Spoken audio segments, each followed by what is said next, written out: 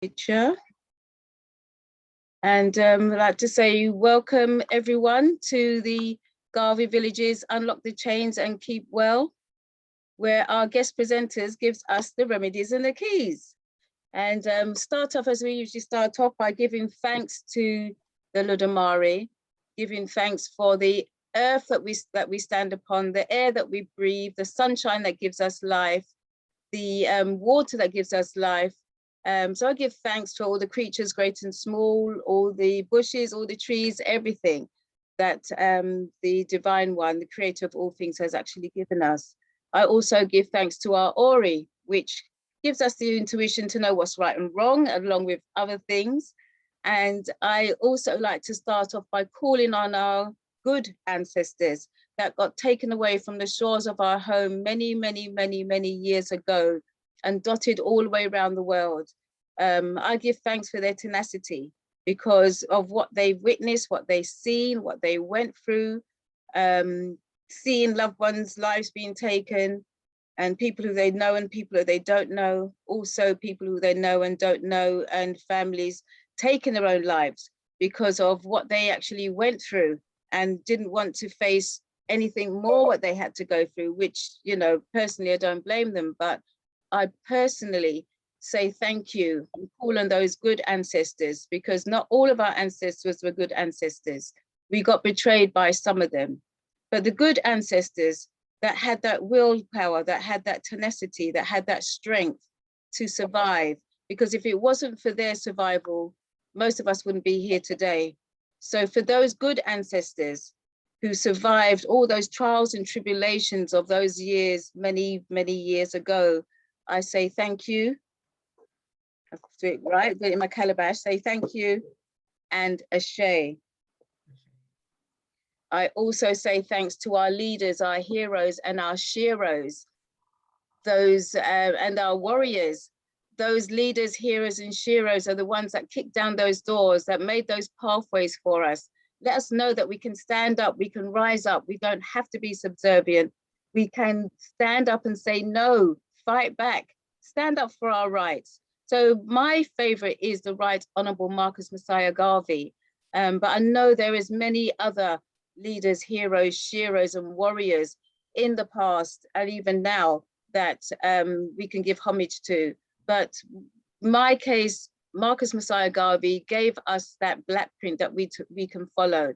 So he's given us that mantle that we need to take up and follow through with it. We don't have to do everything that Marcus Messiah did and achieved, because, you know, he was a really one incredible man. But if we take up a little part of that mantle, a little part or a little piece of that puzzle of what we are and move forward with that, then together we can work as one. We can move mountains, we can move far. So for all our leaders, heroes and sheroes, names we know, names we don't know, names that we may have forgotten, and some names that we will never know, but they all played a part in helping us to be where we are as a Black people today. So for those leaders, heroes, sheroes and warriors, I say thank you and ashe. Ashe. I also say thank you to my lineage. I say thank you to your lineage. I say thank you to all the heads and shoulders of who we all stand upon. The good ancestors that's there with us from the time that we're born right through to the time that we pass on. They're there with us day in, day out. Even when the times when we think we're alone, rest assured we're not alone. They are there for us. And they're also there for us to call on them for help and for guidance. So when we do call on them for help and guidance, ask that their answers be as clear as water, and let our minds be open to receive those answers, because they're going to come in many forms, in messages, in signs. You turn on the television and something that somebody says resonates with you. You open a line in a book and you read that line that resonates with you. A white feather that comes from nowhere, an animal that's out of place. These are all signs to look out for, to let you know that your ancestors have actually heard what you've been saying. So for our ancestors whose heads and shoulders who we stand upon, the good ancestors that lead us and guide us, I say thank you and ashay. Ashay. And I also take this opportunity, as I usually do, to say thank you to my grandmother, Stephan Bailey, who I've never met, but I know that she's with me and has been with me all along. So Stephan Bailey, I say thank you and ashay. Ashay. I also say thank you to my grandfather, Hubert Stair. If it wasn't for him, I wouldn't know who my family was. So for Hubert Stair, who we called Mr. Stair, I say thank you and ashay. Ashay. And I also say thank you to my mother, Iona Pinnock, and my stepfather, Ivan Pinnock, for whom, if they weren't the people who they were, I wouldn't be the person who I am. So for Iona Pinnock and Ivan Pinnock, I say thank you and ashay. Ashay.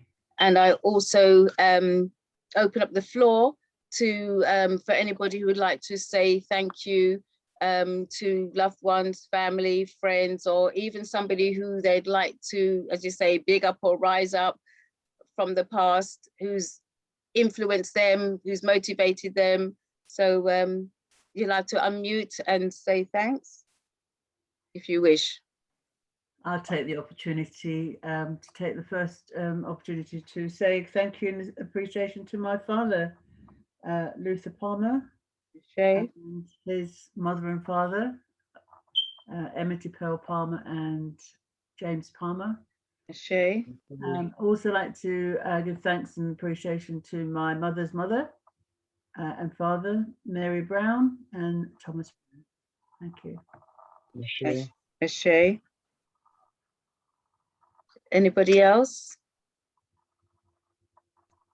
I'd like to give thanks to my parents, my mother and father, Inez Francella Grant and Ashay. Lionel Silford Grant. Ashay. I would also like to acknowledge my beautiful son, Prince Anthony Grant, Ashay. who to the ancestors, and yeah, just like to rise them up, and because I certainly wouldn't be who I am today without them, including my son. Ashay. Ashay. I would like to thank for my grandparents who are no longer with us, but I also would like to thank who is with us, my Auntie Karen, who is joining us all the way from Canada today, and you'll hear about her more later when I speak. Ashay. Ashay. Anybody else? Okay. With that, I'd like to say thank you and welcome to everyone who's joined us this evening. Big thank you and welcome to those listening on Black Culture Radio, which is the Auntie Jean Zone, and Black Culture Radio, which is all the W's, blackcultureradio.com, and all those who's listening on Facebook as well.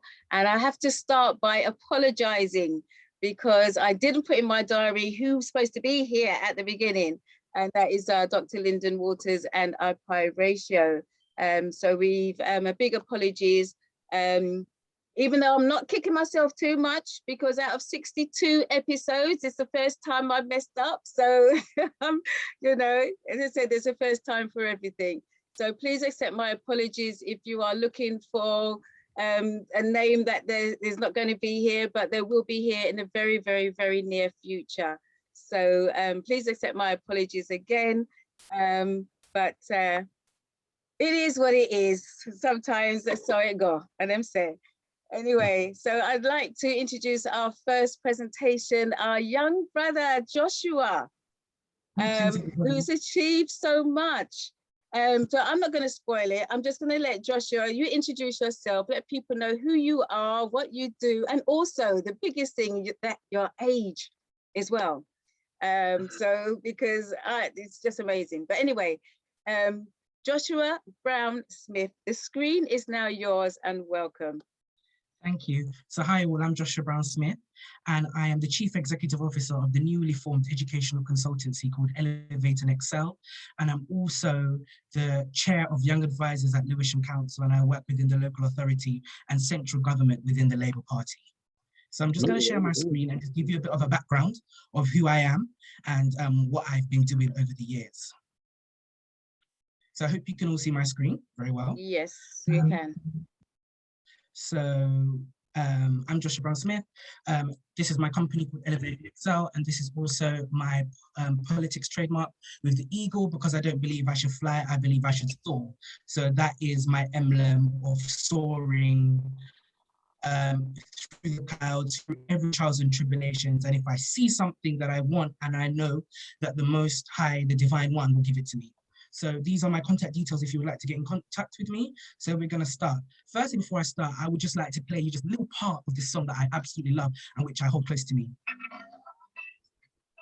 Hope you can hear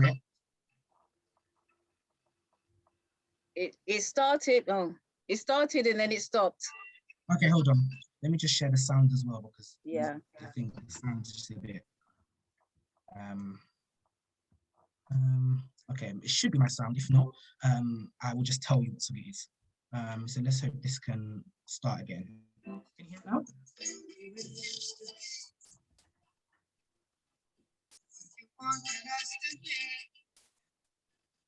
You can hear it. It's coming in and out. Okay. So the song is called Bubbling System by Bob Marley, which is my most favorite song, and which I hold close when I do all my work in the community. So hold on, let's start again. So we're gonna go over to the next slide. So I'm Joshua Brown-Smith. I am an experienced educational consultant with a demonstrated history of working in the primary and secondary education industry, skilled in coaching, classroom management, curriculum development, public speaking, and teacher training. I am a strong education professional. I am an enthusiastic and confident individual with an extensive experience of working in the education and community sector, with an excellent written communication and interpersonal skills, both with students and staff, combined with a positive approach to change. I am wishing to make a difference to vulnerable children and young people worldwide. So this is just a little synopsis, because if I talk, we'll be here all day. It's just a little synopsis about me and what I've been doing. So moving on, with my company, we've just recently moved into Rex House in Regent Street on the 4th floor. We'll be moving in the summertime, but this is my new office space, which I've acquired, which the community will be coming in. I've got this for the community and for our young, especially young Black boys and girls who are failing in our society and in our education system.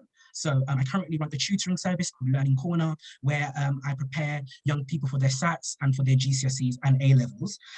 So I can teach right up to A-levels. I've got a level 5 in English literature and English language, and this is where all the work with schools, community spaces, community groups, everybody will be under this, in this beautiful space in West End.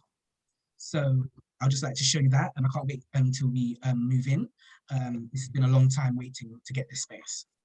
So my story, as I said to you before, I'm 15 years of age.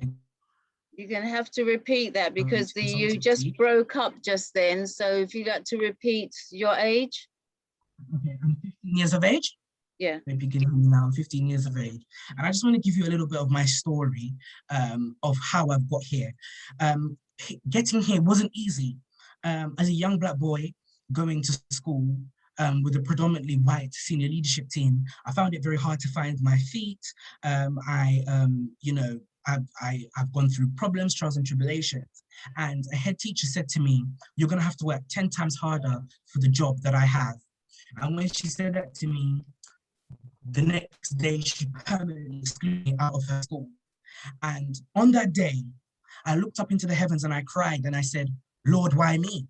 But then when I looked and I said, the trials and tribulations of Malcolm X, of Martin Luther King, His Imperial Majesty Haile Selassie the First, I've looked through all those trials and tribulations that our great ancestors and our people have gone through. And I've said, why am I complaining? Let me show this woman, let me show Mrs. Hadlow that I will come on top. And that's what I did. I fought and I fought and I fought, and I got into the best school in Lewisham, which is now Burness Parsons Catholic College, the only outstanding school in the borough of Lewisham. And, you know, it took me a long time to get there. It took me 4 years to get to that school where I am now. It took me 4 years. And it's because of my praying, my fasting, my giving thanks, my rejoicing, my libations, why the ancestors and the Most High has given to me what I want. So I've worked with the reparations team, as you can see here. This is the Emancipation Day. I was speaking in regards to education and about reparation. Education is preparation for reparations. So I was speaking about that. But I want to speak about my background because, you know, my background, I hold my family principles and my principles I just hold them so dear to me. So here with Till Death Do Us Part, those are my grandparents who went on to the other side. The lady here in the gown is my aunt who is here today, who she got a diploma. And, you know, she's actually a principal and a teacher. And all our conversations, she's given me the inspiration to go through to start teaching young people and to start working within schools. This is my auntie Michelle, who also lives overseas, and she's also a teacher. And she always encourages me, and she always, you know, pushes me forward and gives me positive recognition. And most importantly, my mum, my one and only mum, who has supported me through everything, through all the tears, through all the exclusions, throughout all the racism, throughout all the prejudices, without all the discrimination. She has been at the forefront fighting with me. And like most young people, I never had a dad. I don't have a dad. I just say that the Most High made him an incubator to bring me onto this earth to lead our people out of mental slavery. And, you know, he's done his job. Thank God he's done his job. I'm here and I'm safe and I'm here to lead our people. So I was in the newspaper. I created a national campaign called Don't Zap the Zip.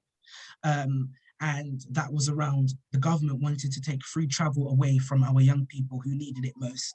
So if I never campaigned and started a petition and went on the news, I would have had to be paying just to go to school. So I worked with organizations, I worked with corporate companies. I was sponsored by Child Poverty Action Group to deliver this campaign. And I won the campaign in the end, and that just shows, and I said that to young people, I say to young people, it shows that there's nothing in this world you can't do. Just because of your color, your race, wherever you come from, just know that they're afraid of our color because our color is mighty. And because, you know, they can kill us how many times, but our generation continues. You know, they can cause genocides. We're still here. So I say that to all my young people that you can go far. I'm also a qualified youth worker, and I work within youth service, which is not, there's no youth service solution anymore, but there's actually a provision where we have youth clubs for young people, which I also attend and I also work with. So now these are just some photos. And this is my grand aunt who passed away a couple of weeks ago, and she always drummed into my head that education is the key, and education is when you have education, no one can beat you down, and that's the most important thing that I say to every young person: education, education, and education, because in this system you could be smart. But if you don't have that piece of paper from your university or from your college to say that you know, you've got these grades, you're not going to get anywhere. And I say that to my young people, that go forth with something that you know that this country needs. And this is what I've been talking for years. I've said we need to fill the gap where they're just not filling.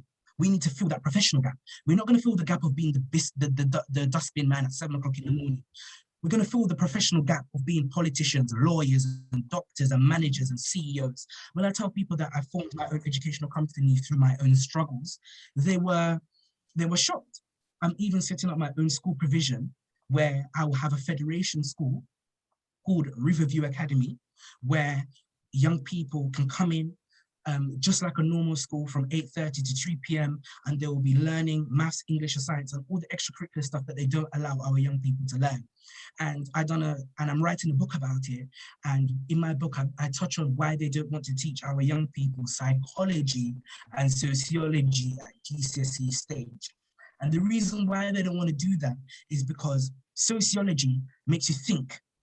You go into your mind, and I've studied psychology, and you go into your mind and you think for yourself.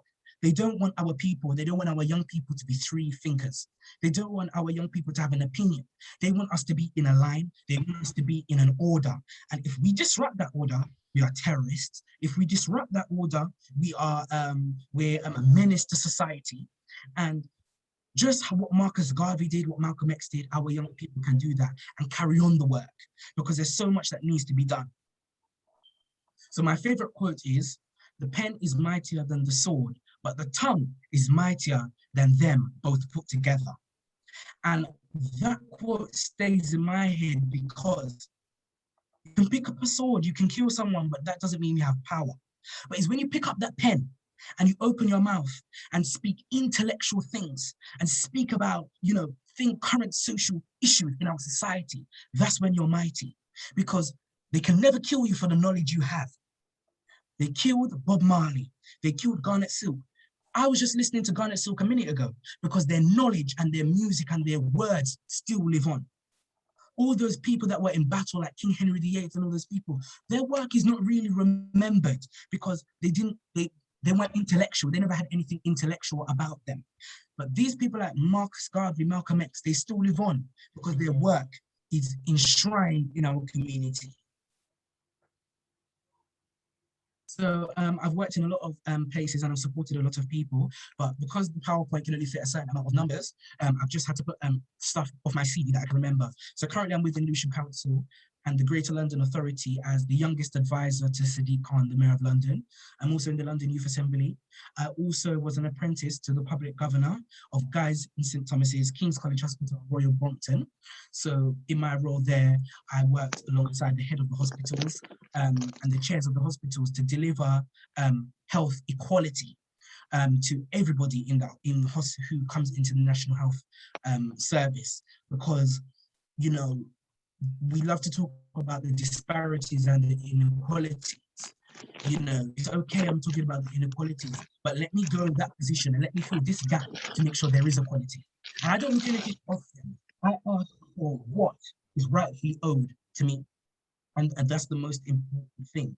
And when I work with young people, when I speak with families, I've gone into a lot of schools over the years, I've gone into a lot of youth provisions, and I've always drummed it into young people that fill that gap.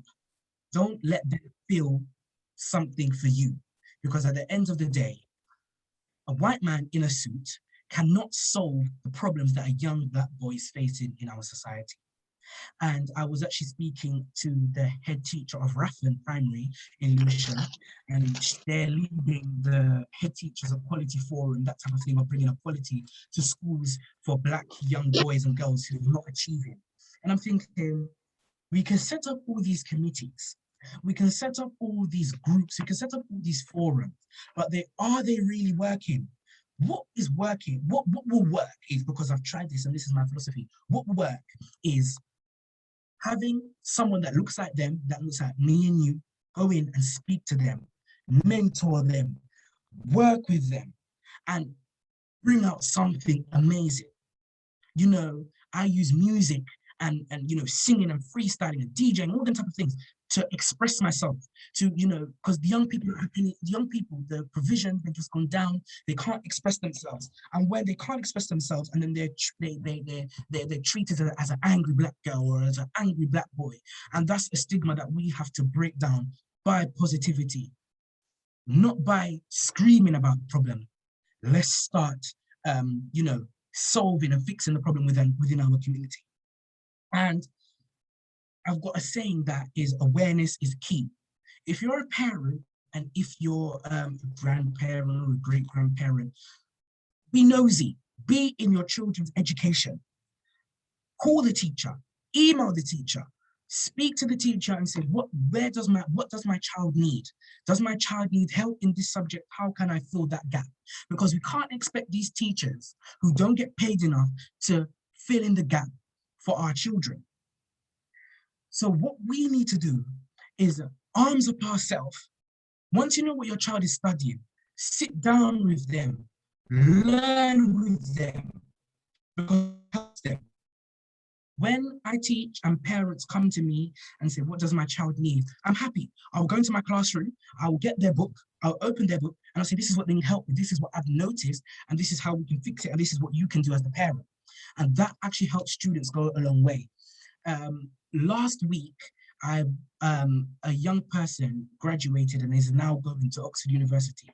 Mind you, this was a foreign student who couldn't speak any English, who couldn't, who did not understand the English dialect. And now he's going on a scholarship to Oxford University because I took the time and his parents took the time to sit down with him, to learn with him, and to teach him the basics. And this, we have to go back to our roots. We have to go back to our roots of of teaching our young people. So for example, maths, my friend's niece, she was learning how to count. So I said, go and get them 2 dice there. I said, okay, count them your dice here. How much this? And this is what I do. Money, pens, pencils, anything you can use. Everything around you is a resource. I've got a couple sheets of paper. I want you to count them paper, cut them and times them, and how much you will get. And then if the first time, I'm not going to penalize them. I'm going to say, okay, let's sit down. I have £3. The Indian shopkeeper want £4. How much I got left? And then I go on. And I said, think about it, take away. You have £3. The shopkeeper wants £2. How much is going to be left? And that's how I teach young people. I will sit down, I will take the time to work with them to make sure they understand. Because it's not about just teaching them for 2 hours because you're paid to do so. It's about making sure that they understand. So when they leave my classroom, I know that they understood it. And I'm not a happy teacher when I know my students don't understand. I'm not happy when I know my students don't understand. If I teach them a piece of historical text, they teach us, they expect me to teach Shakespeare. I can't speak Shakespearean language. And that's something that I've had to learn over the years while teaching. So even though you're a teacher, it's also a learning experience while being a teacher. And that's what this is what I've had to learn, my philosophy and in the way how I do things and in the way how I teach young people. Just going back in a nutshell of the work that I've started. So I started in Lewisham Council, gone through up to City Hall, went through to the Labour Party, then went through to central government, and now I own my own consultancy company. I've been to number 10. I've gone to foreign countries. I've been to France, spoken with the French government, aligning so young people, when they leave college, university, that they actually have something that they want to do and it can take you overseas. I am applying for a scholarship to St. Dunstan's College, which is a private independent school within Lewisham. And it's just because of the way how I've learned how to master the system. And that's what I teach young people. Know their strategy. Know their strategy. A white man can be broke, but you will never know. You will never know, because he doesn't complain. He uses his privilege and he uses his skin to get what he wants. So use your skin, because your skin is just as important, even though more important.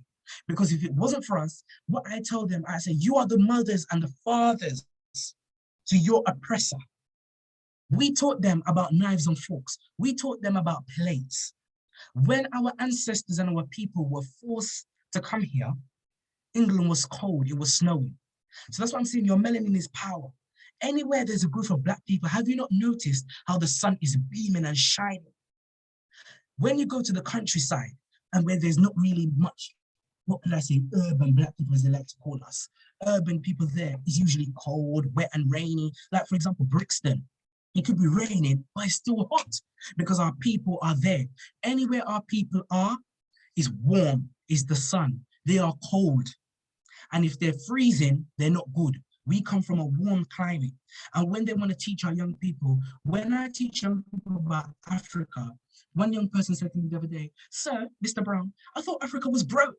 Because every time I go on the TV, I see, they're saying that Africa needs money and I need to send my money for water and stuff like that. I said, listen, if the African government want to be wicked, they can stop all production lines. England will suffer.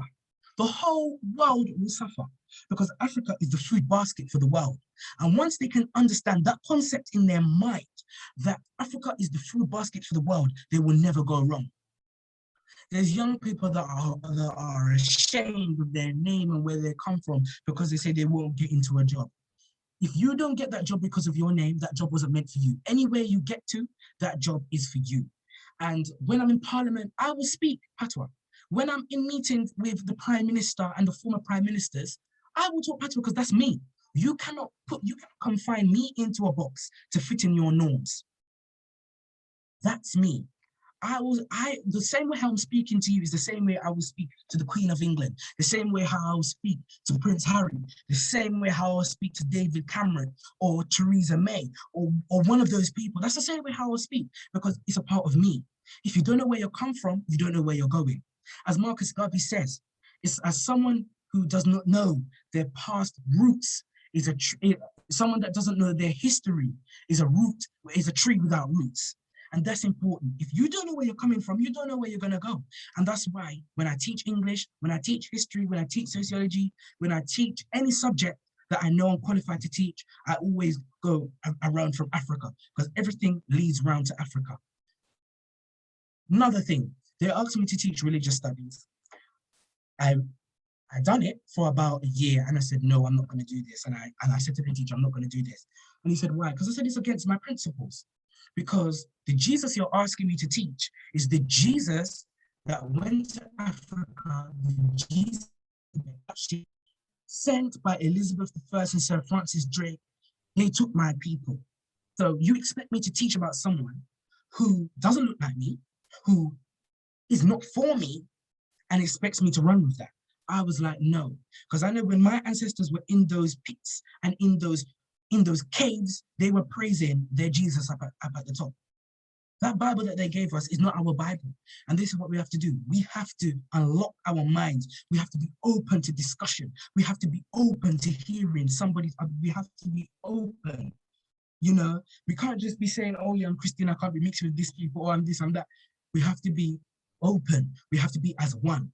And I think once we get rid of all these rigmaroles and all these stigmas around our nation, we will be amazing. We will be amazing. A Black man changed the law in America. A law. A Black man changed the law in America. A Black man was a president in America.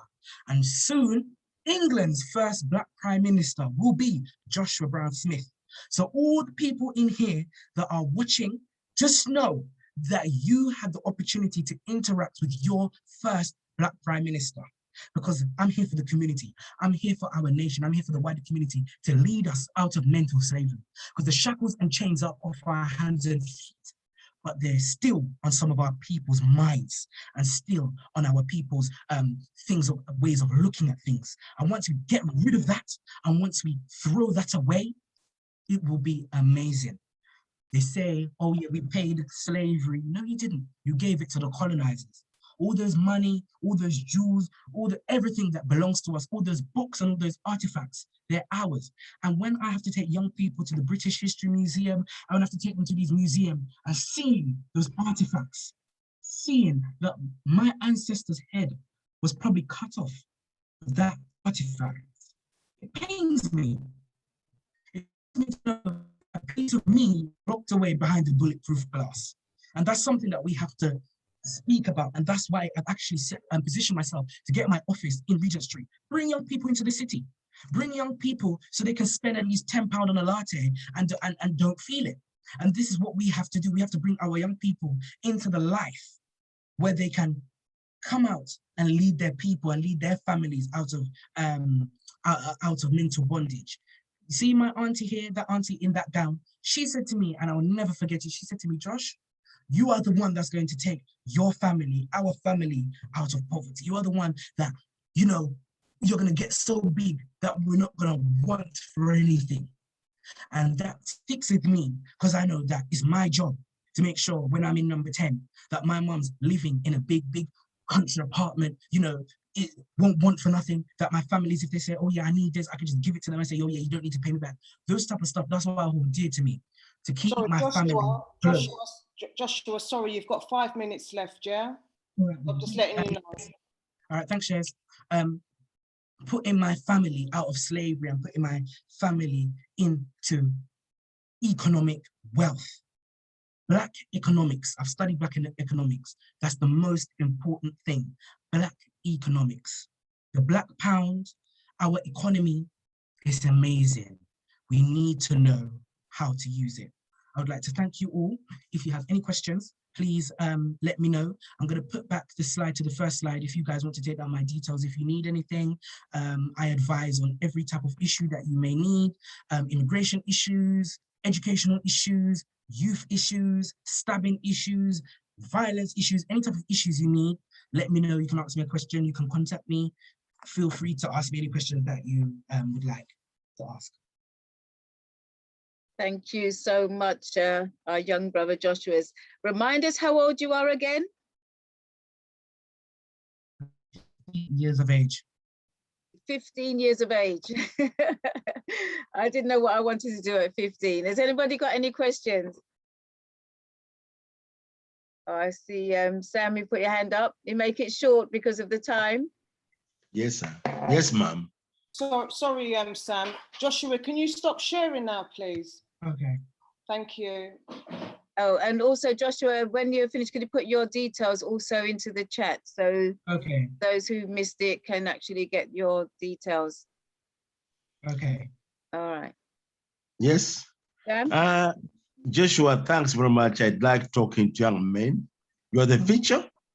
We're all going anytime, but your aspirations completely mesmerizing. And only one I want to ask a question. You have been to France, you have talked to, you have been in the number town and streets. You know one thing, that Africa is the richest country in the whole world, yet the poorest.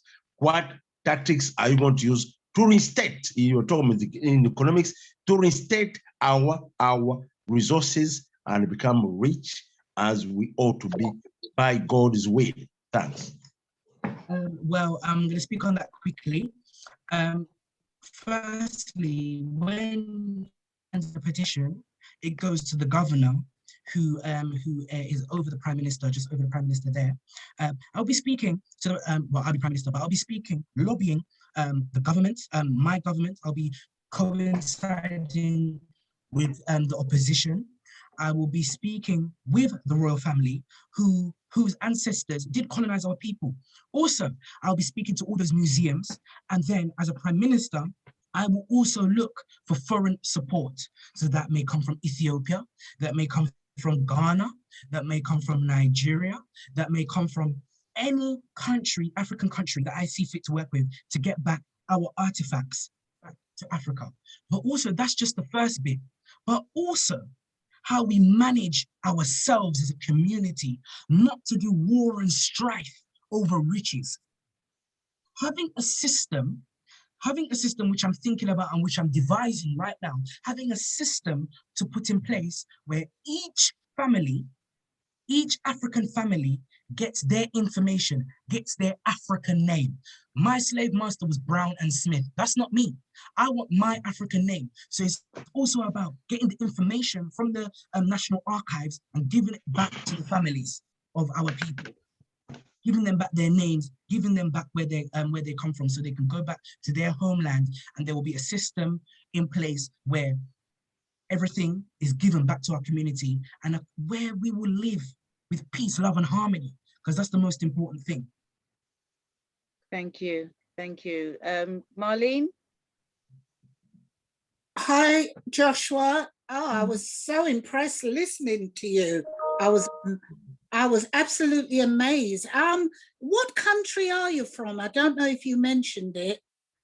So I was born here, but I'm Jamaica. My family are from Jamaica, so I'm English and Jamaican. Wow, wow, wow, wow.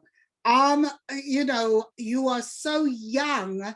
I know at some point you will live to see the change.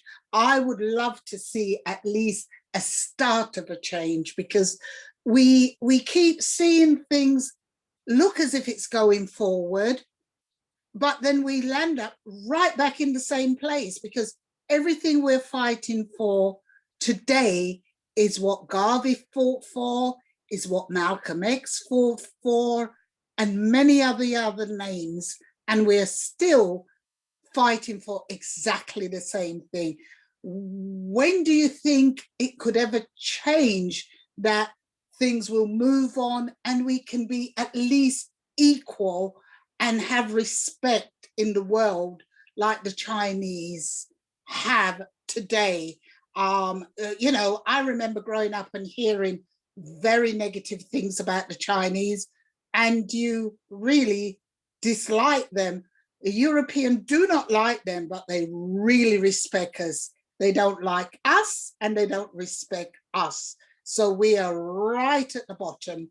We are not like and we're not respect. So do you think, how will we get respect? I always say, I'm even answering my own question. Let him answer the question, Marlene. Oh yeah, all right, let me shut up. Let me shut up. To go as well, so yeah. So I'm going to answer this very quickly. So I think it would take less than a decade because our people are finally waking up. Our people are finally waking up. You know, all those young people that have been killed on the streets maliciously like a dog. Our community is waking up. And I think most importantly, to get respect, I think it's earned. But I think we've earned our respect. We've earned our respect, and now we are going to demand it. We've earned our respect. The Windrush earned their respect. Our ancestors earned our respect. I've earned my respect. Every single Black member in this Zoom has earned their respect because it was our ancestors that made the roads look so pretty. It was our ancestors after the war that fought for this country, that came here and built it up. Remember, they told our people the streets were made of gold. So now we're going to be taking our gold and we're going to go back to our homeland, and we're going to go back to our homeland with the assurities of respect, of our artifacts, of everything that was ours. But we are now demanding, we're not asking, we are demanding, because we have done so much and we have received so little. And also, we don't want to lose you, so be very careful how you work and how you go about doing things, because powerful people, we always land up losing them somehow, and you are very powerful at such a young age. So just be mindful and Thanks, be Marlene. careful. Yeah. Thank you, Marlene. You got Shaka? Yeah. You'd like to unmute Shaka? You might have to pull over, innit? Yeah, sorry. No, that's fine. That's fine. Okay. I've done it now. Thank you, Auntie Jean, and thank you for the presentation. So really, it's just a very simple question. So what in 2019, Boris Johnson became Prime Minister for election. And as we know, he's probably the most racist person to hold the role since the 1960s, and certainly openly racist anyway. And the Conservatives seem to be increasing.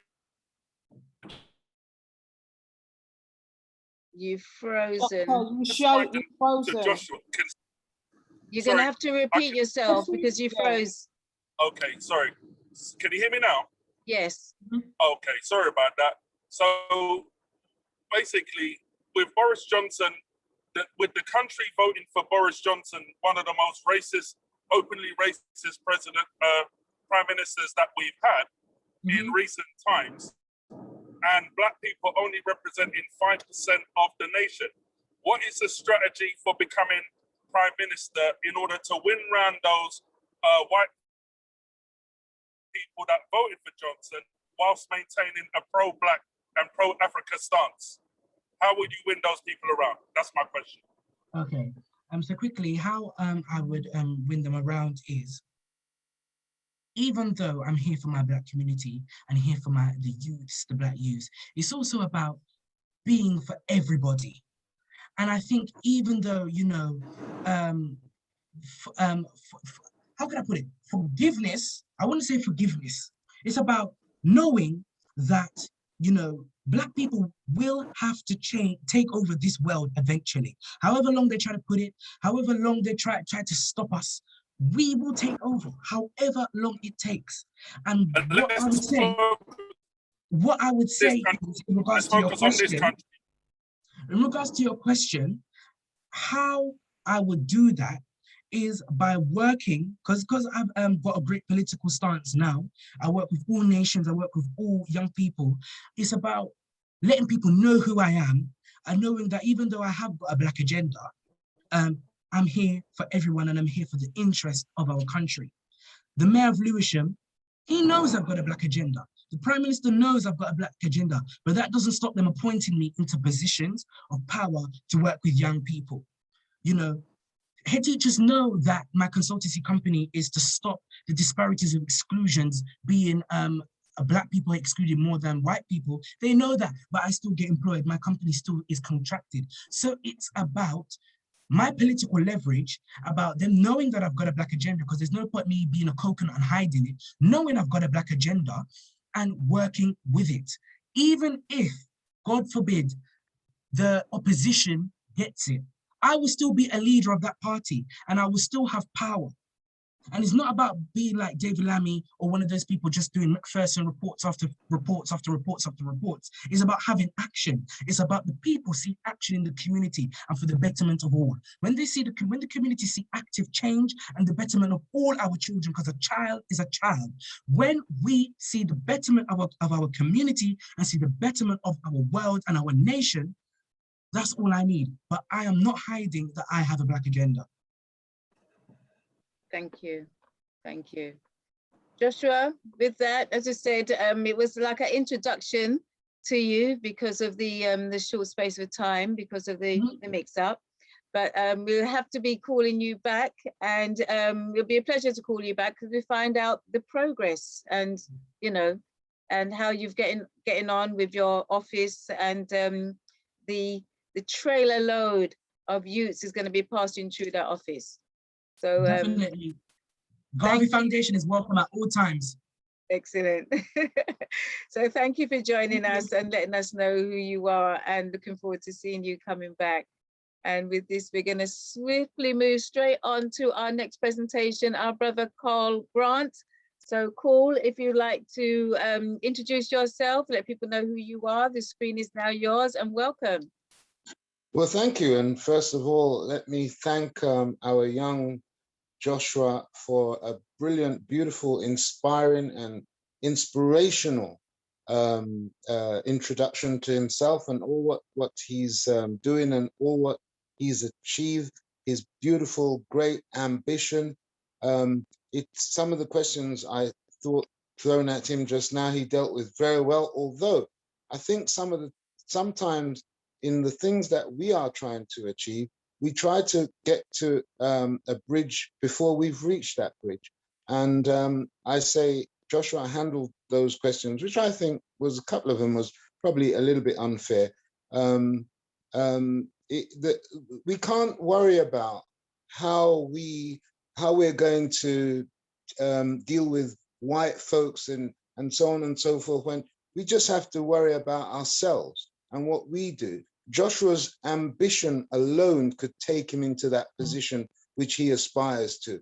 And the fact is that some of us, the only reason why we don't reach those heights is because we don't aspire to it. So well done, Joshua.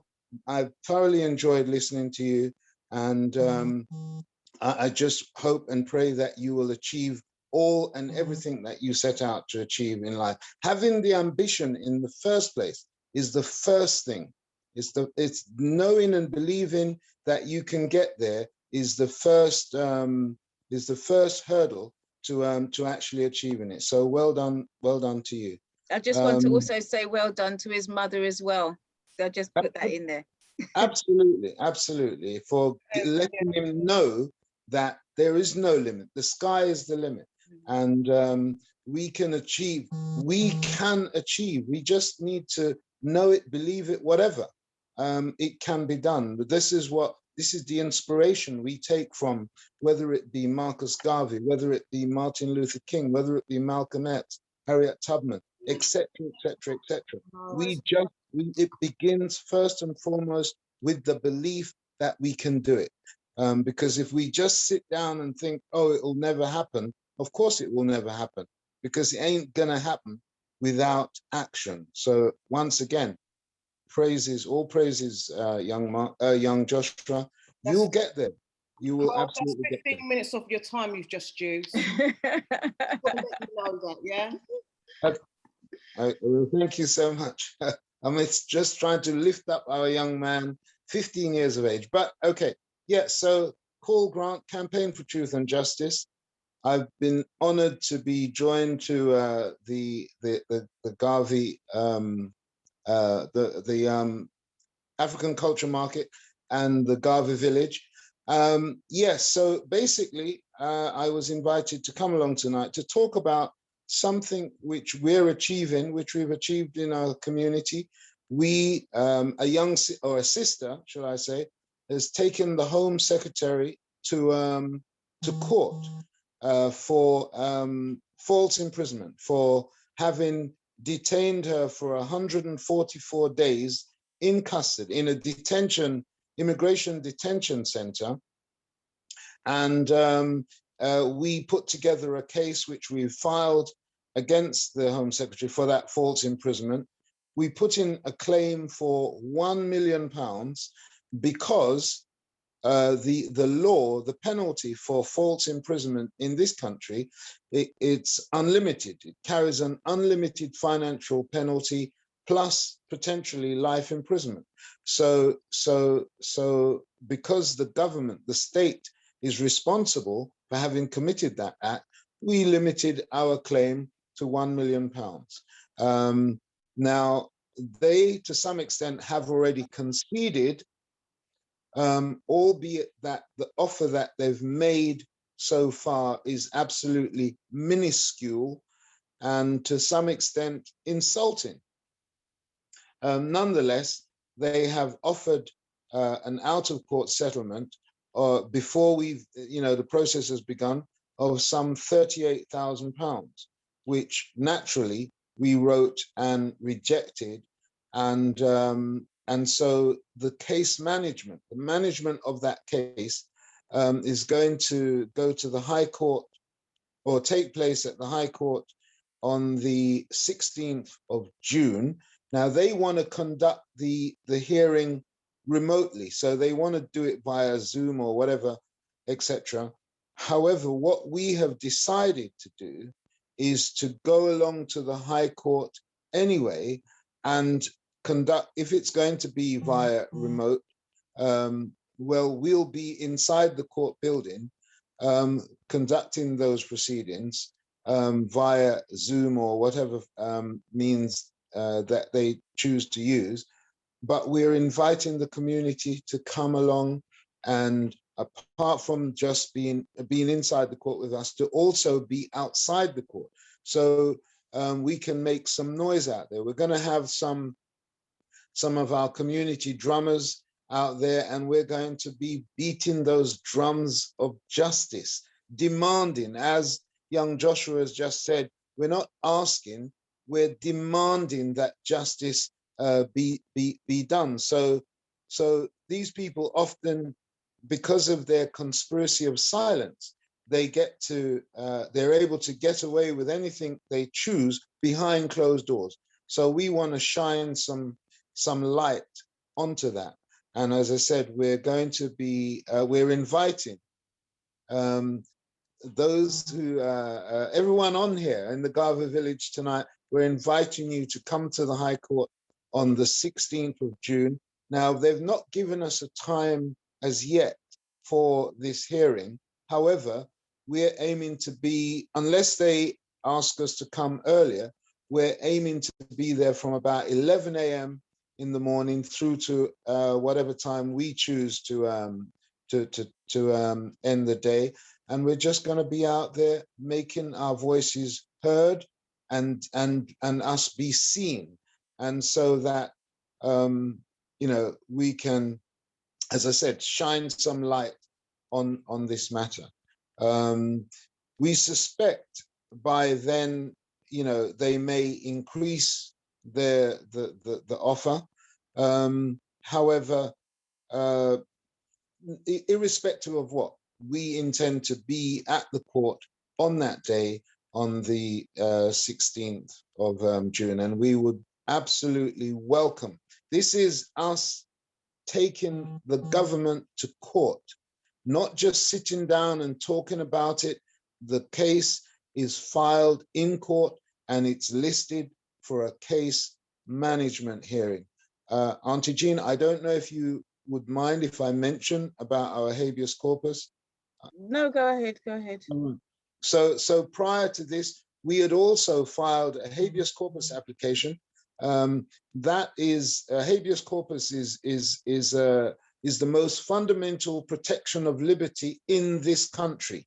And where someone who claims to be being held unlawfully, they can make an application. It's a process that's available 24 hours a day, and it's supposed to take precedent over all other court proceedings. Nonetheless, we filed such an application, and it took 3 months before they finally gave us a hearing. Now, we were trying to secure the release of someone, and they dragged their feet until now the person has been released, but they've finally given us a hearing, which ironically or coincidentally, it's for the 17th of June. So only today we received a communication from the government's legal representative advising the court that the person has now been released. So the court should vacate the hearing so that no hearing takes place. But we could use that platform to bring certain issues. We're not going to go into that now. I'm just giving an idea of the additional sort of work we do. Only yesterday as well, we issued an application because the authorities were trying to strike out Campaign for Truth and Justice claim. We issued an application seeking an order to stay or set aside that application, again, in a matter where we're taking the government to court.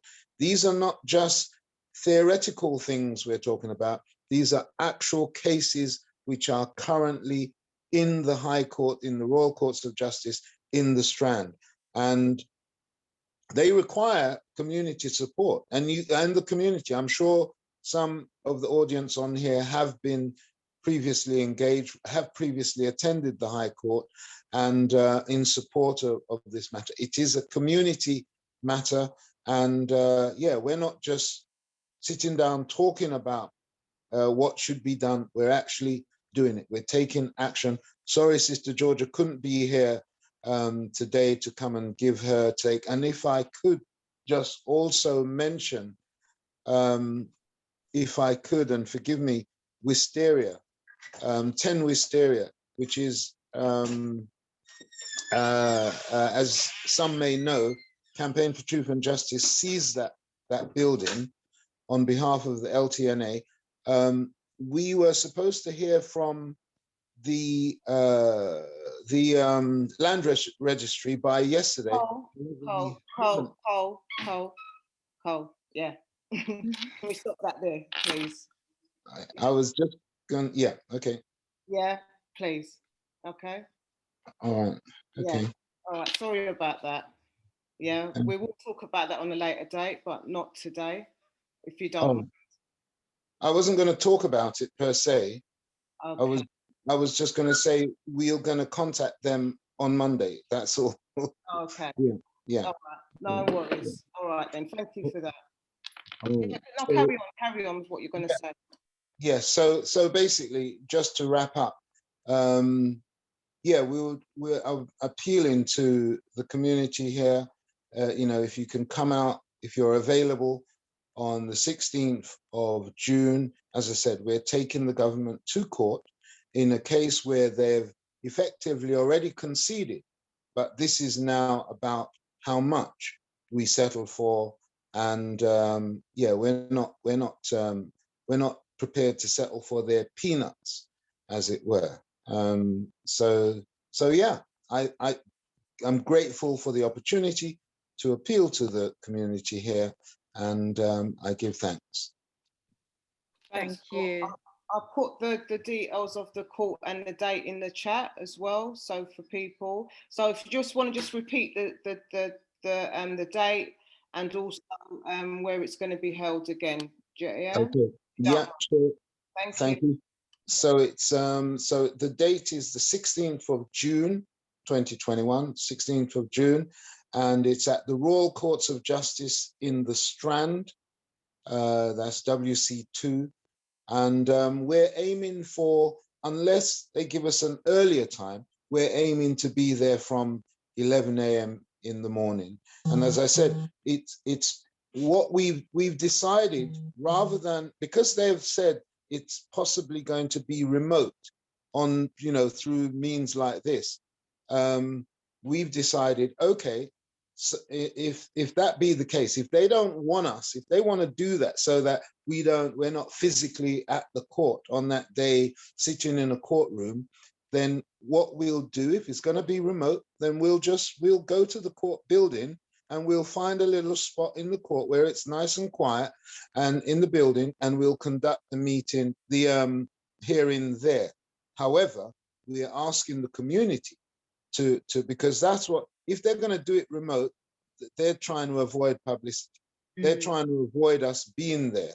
So we're saying we're going to be there anyway, and we'd like to extend that invite to the community to come out and support. That's very unusual, isn't it? Because we've been there already, and we haven't had to go through the remote route. So, yeah, it just tells you how powerful Campaign for Truth and Justice is.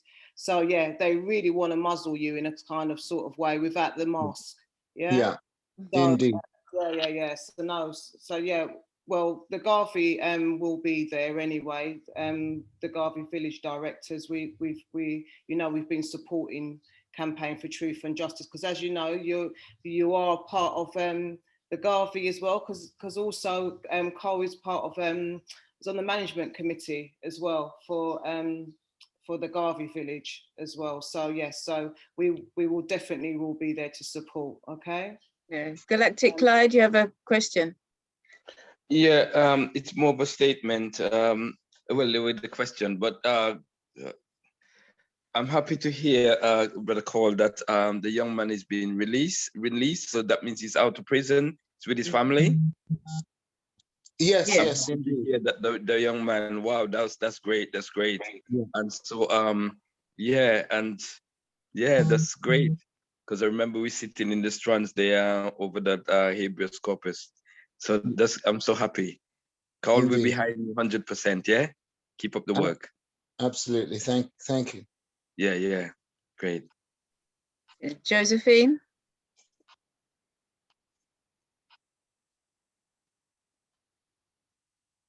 No, she's gone. Okay. Last words, Carl. Yeah, no. But, Hello. My apologies. The mute was a problem. Okay. Yeah. Go ahead.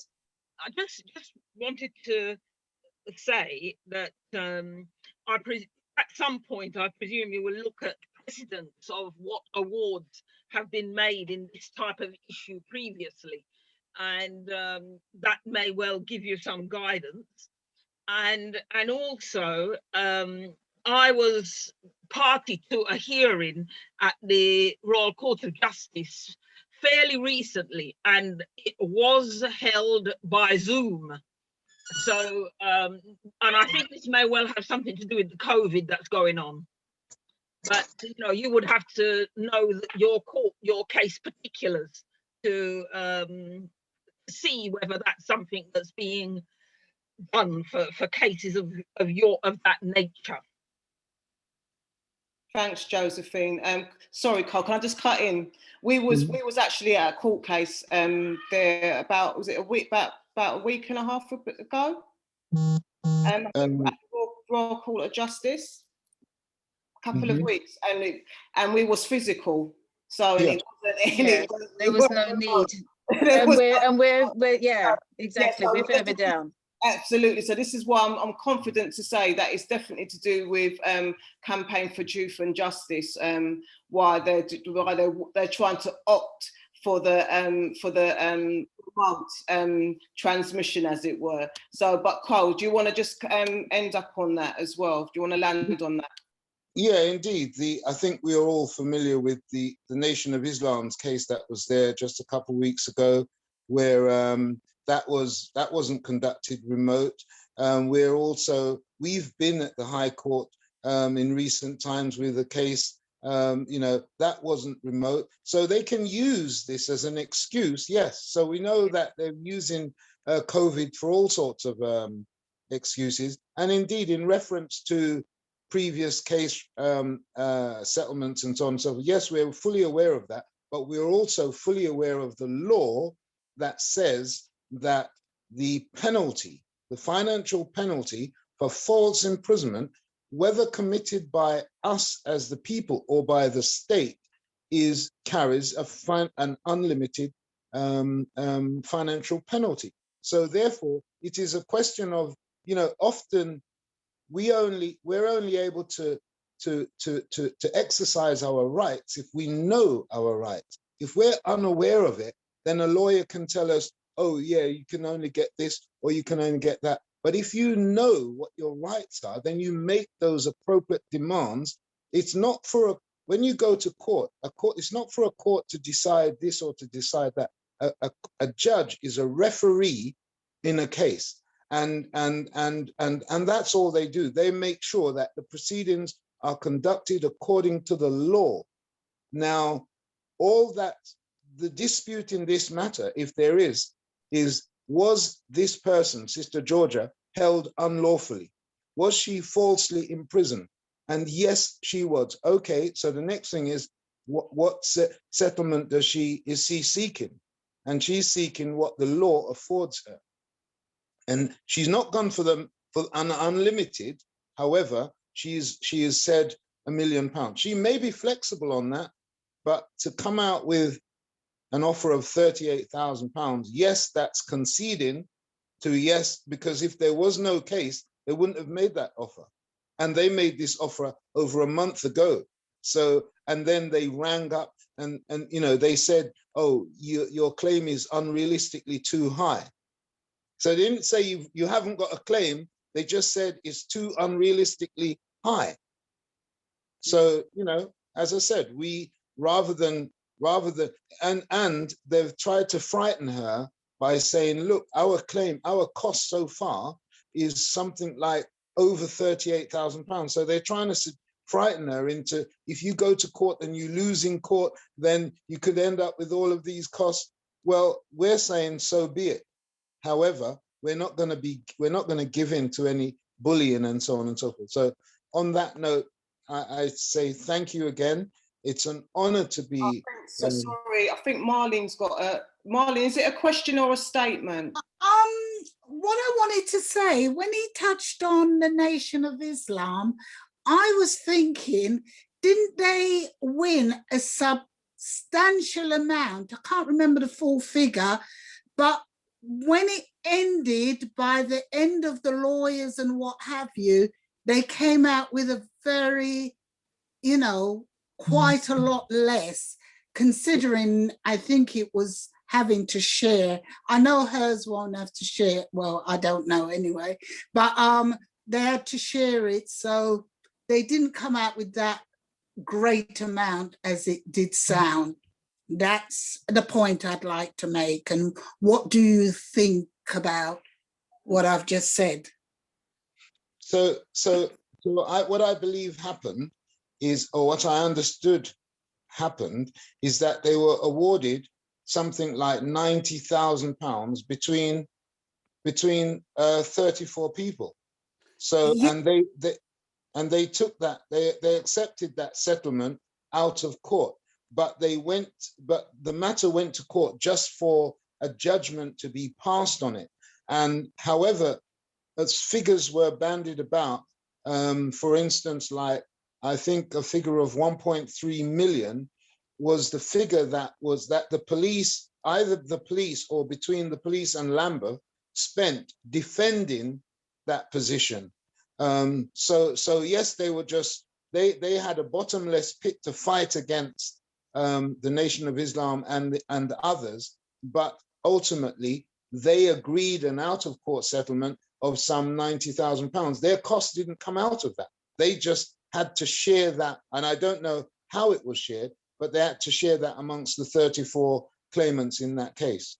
But I'm just thinking, being as they went to court, and it cost over £1 million, the court case, did they really benefit, or would they have got more if it was settled out of court? No. That's why I'm just weighing it up with that lady you're talking about?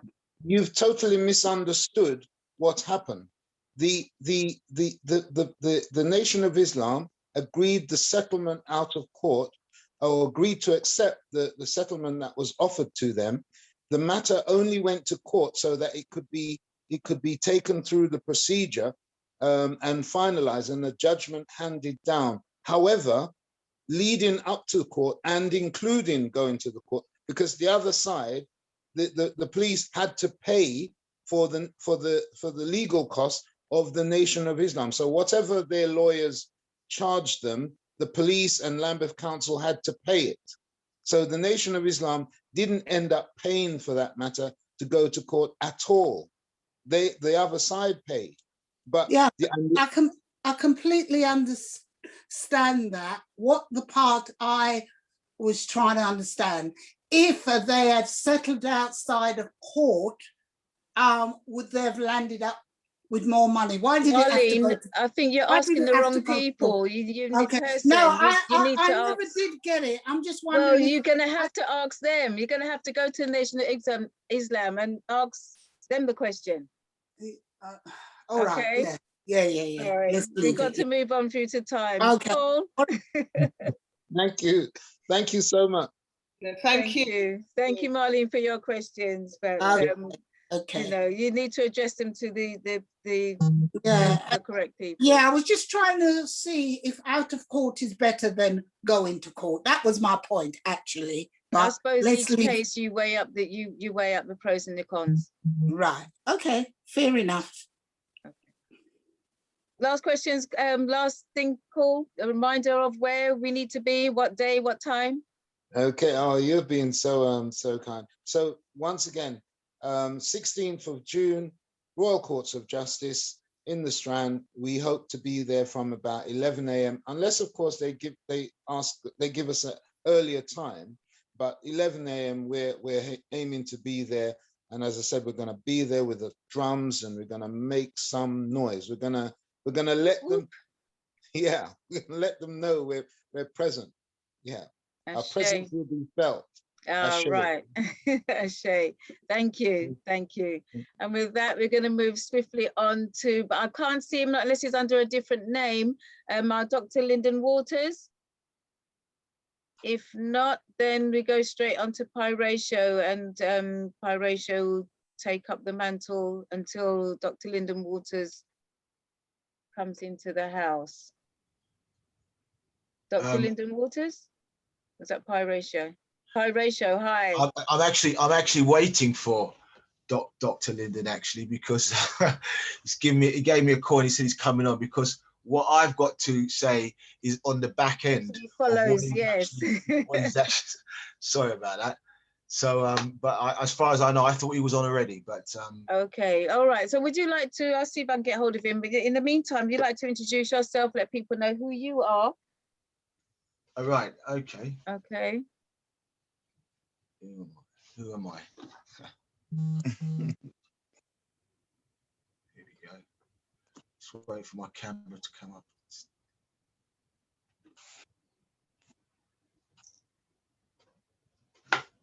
Camera on.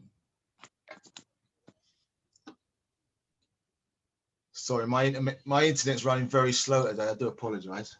Okay. Yeah. Okay. Can you see me? Yeah, can see you. Oh, right. Fantastic. Hi everybody. Hotep family. My name's Pyratio. I lecture in maths and science. I spend most of my time working out formulas and putting formulas to issues that happen not only in the maths world, but also in life. You know, because I believe everything has a formula, and if we're able to grasp the understanding of maths, then when issues occur, you will find that if you delve into the numbers world, that problems can be resolved by using maths formulas that are already in place. It's just about understanding the numbers. So what I do is I spend most of my time teaching our children how to manipulate numbers, not to be afraid of numbers, and to break down different the units that we have in maths and also in science. I call my lessons, they're a bit like open heart surgery, because we really break it down. We unravel the matrix. We unravel the wrapping that the system has put around a lot of the numbers, so that we're afraid of it. And yeah, I generally just share that to those who are interested. I also work with adults as well. I've put together a massive curriculum of maths, so that of all the different units. It might. Sorry. You're on mute, Auntie Jean. Were you going to say something? No, that's fine. That's fine. Dr. Linda said about 8 minutes. So then if you talk, I can find something to put on. It's up to you. All right. Okay. It's going to be about 8 minutes, is it? Yeah. All right. Okay. All right. So on today's, what I'm going to be doing is Dr. Linda's coming on with the main meal, so to speak. And I'm going to just put some pointers and some numbers behind, or a formula behind what he's going to be talking about, and hopefully giving everybody a bit of a mathematical understanding of why people hate us, or why different sets of people dislike Black people, in a nutshell.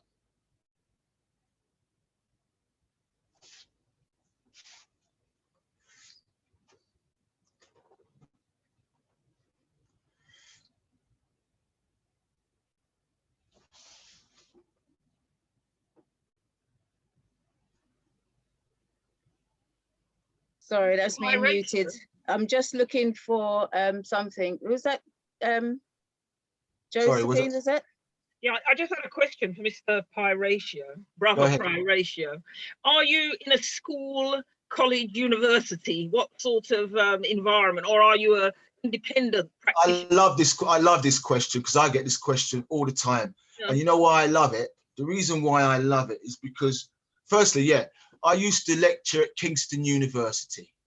I've also lectured at Goldsmiths College, Lewisham College, a number of different institutions, educational institutions, not only here in the UK, but in other countries as well. Yeah, because so many people have got a fear of mathematics, haven't they? And frequently, how can I put it? They think it's okay to say, I don't like maths, perhaps not recognizing how important it is, even for your basics. You've got some money, you've got a loan, you're getting the loan from an institution. Are they charging you the right amount of money? Basics like that, because if you're not sure what it is, they can overcharge you, which they may well do.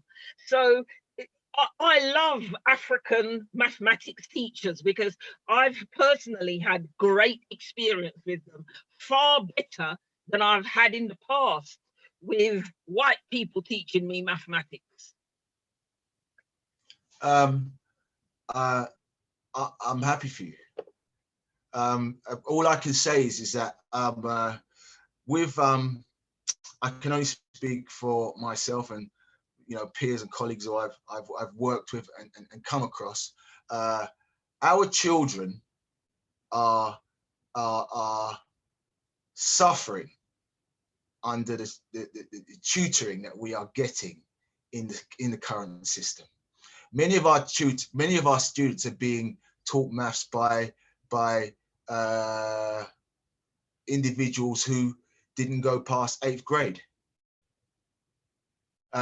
And I say to many of the parents and elders who I come in contact with that do they ask the same questions of these white teachers who spend the majority of the time with your students? Do you ask them the same questions? When we hand over our children to go into the schools and to be taught by some of these individuals, do we ever ask these teachers, what's your knowledge? Where did you teach before? You know, and what have you. And the reason why I love it, because I know I get the most questions from Black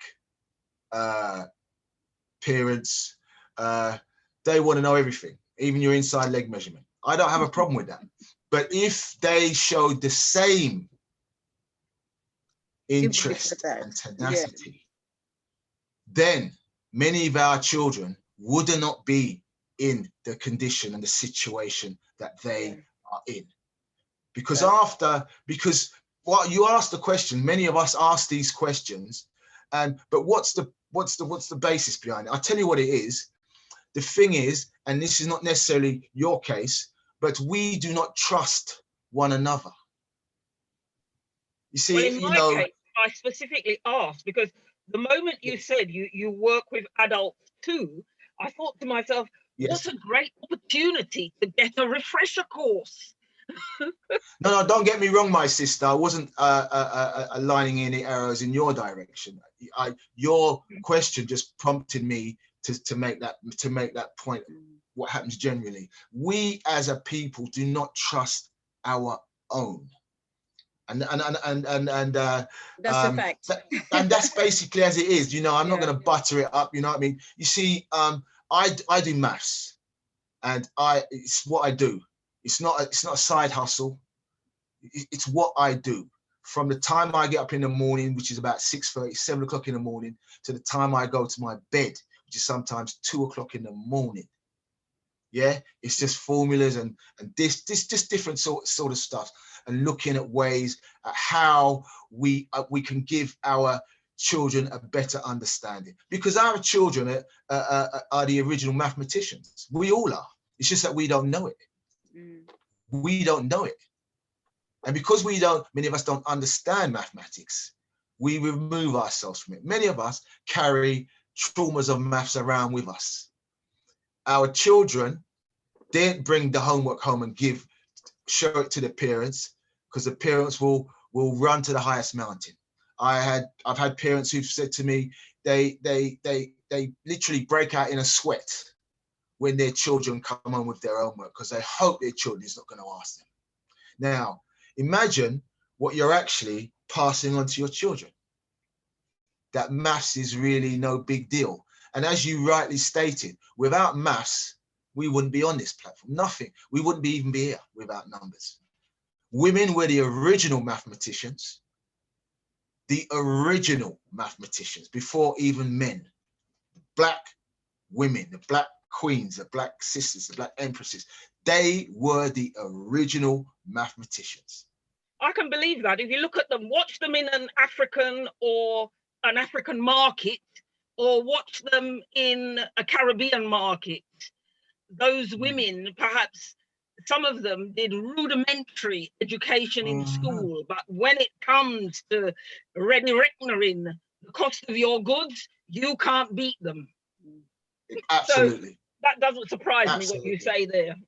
Okay. Absolutely. All right. I've got a little sorry. Sorry. Finish.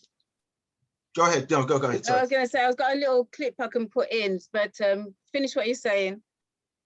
Yeah. No. I was all I was going to say is that we need to be honest. We just need to be, with regards to mathematics, we need to be totally honest. The 4 basic pillars of mathematics, if you have that, you have an amazing platform to move forward, because everything else you do is based on those 4 pillars. Don't care how technical the maths is, it's based on those 4 pillars of maths, which is adding, subtraction, multiplication, and division. If you're going to branch off and do calculus, ratios, probabilities, geometry, algebra, you name it, they all sit on those 4 basic pillars, and you're going to require those skills to answer those questions. So that's really what I was going to say. So it's really important that we gravitate to mathematics and allow our children to do the same. And that will get us out of many of the situations that we are in. We want to change our condition as a people. Without mathematics, we can't do it. We want to create a new economy. We want to create social, economic, whatever. We want to change the dynamics, the system, the politics, whatever, politics, whatever you want to call it. Without mathematics, we can talk till the cows come home. It ain't gonna change. I'm telling you that for nothing. Because right now, that's what they're using against us. The brother Cole was talking about what's going on in the law system at the moment. It's all mathematics. It's all maths. And unless you understand the numbers and are able to use those numbers, because maths is a language. And if you don't understand the language, sometimes you don't even understand the question being posed. And that's why we give away our right, because we just don't understand. And all we need to do is admit what we understand and allow what you don't understand to seep in, to be given to you. That's all I was going to say. Sorry. Okay, thank you. And with that, I believe Dr. Linden has come into the room. I think you should get 100 lines. Yes, he should, innit? I mean, it's come under fire tablet. I believe that's you, Dr. Linden.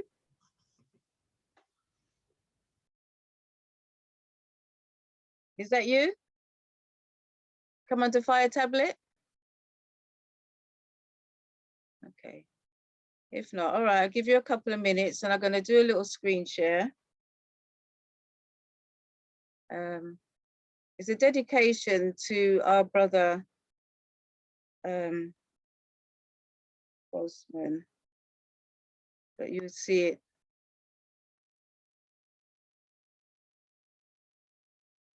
Yo, we gotta check this out, man. Shout out to the homie for tagging me on this one. We gotta check it out. Let's go, let's get it.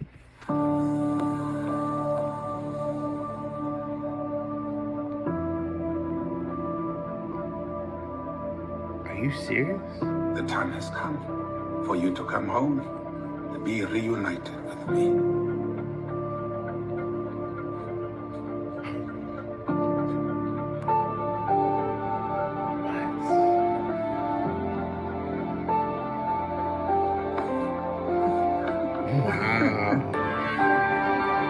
Evacuate the city. Engage all defenses. Give this man a shield.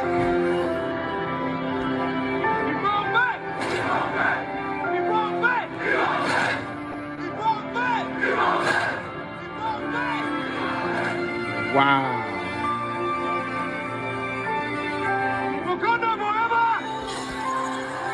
What do you got there?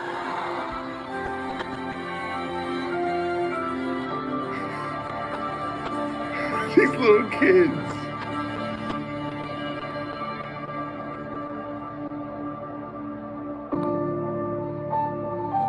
In my culture, wow, death is not the end. Wow. Can I clap, bro? Oh my God, bro.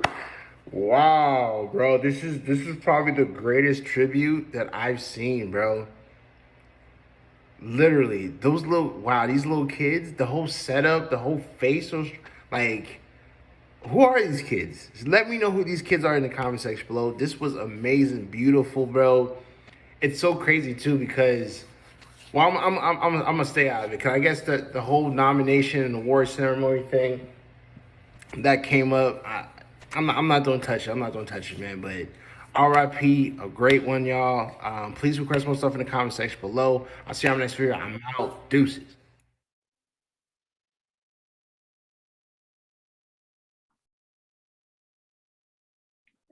Okay. Sorry, but I came across that and I saw some more of it. I'm just watching these young men who follow the films and just sort of like do the films to the T. Absolutely, totally amazing. So are you ready? I can see you sorting out. Are you ready? Dr. Linden, you're muted. I am ready. Sorry, I'm a little bit off the pace today. Okay, we will get those days. I had to apologize for today myself. I'm here now. Okay, so Dr. Linden Waters, like to quickly introduce yourself. The screen is now yours, and welcome. Greetings and welcome, everyone. I apologize for my late arrival, but as you know, sometimes technology doesn't work the way we want it to. I've literally just put everything on this computer that I had, only to find something isn't working on it.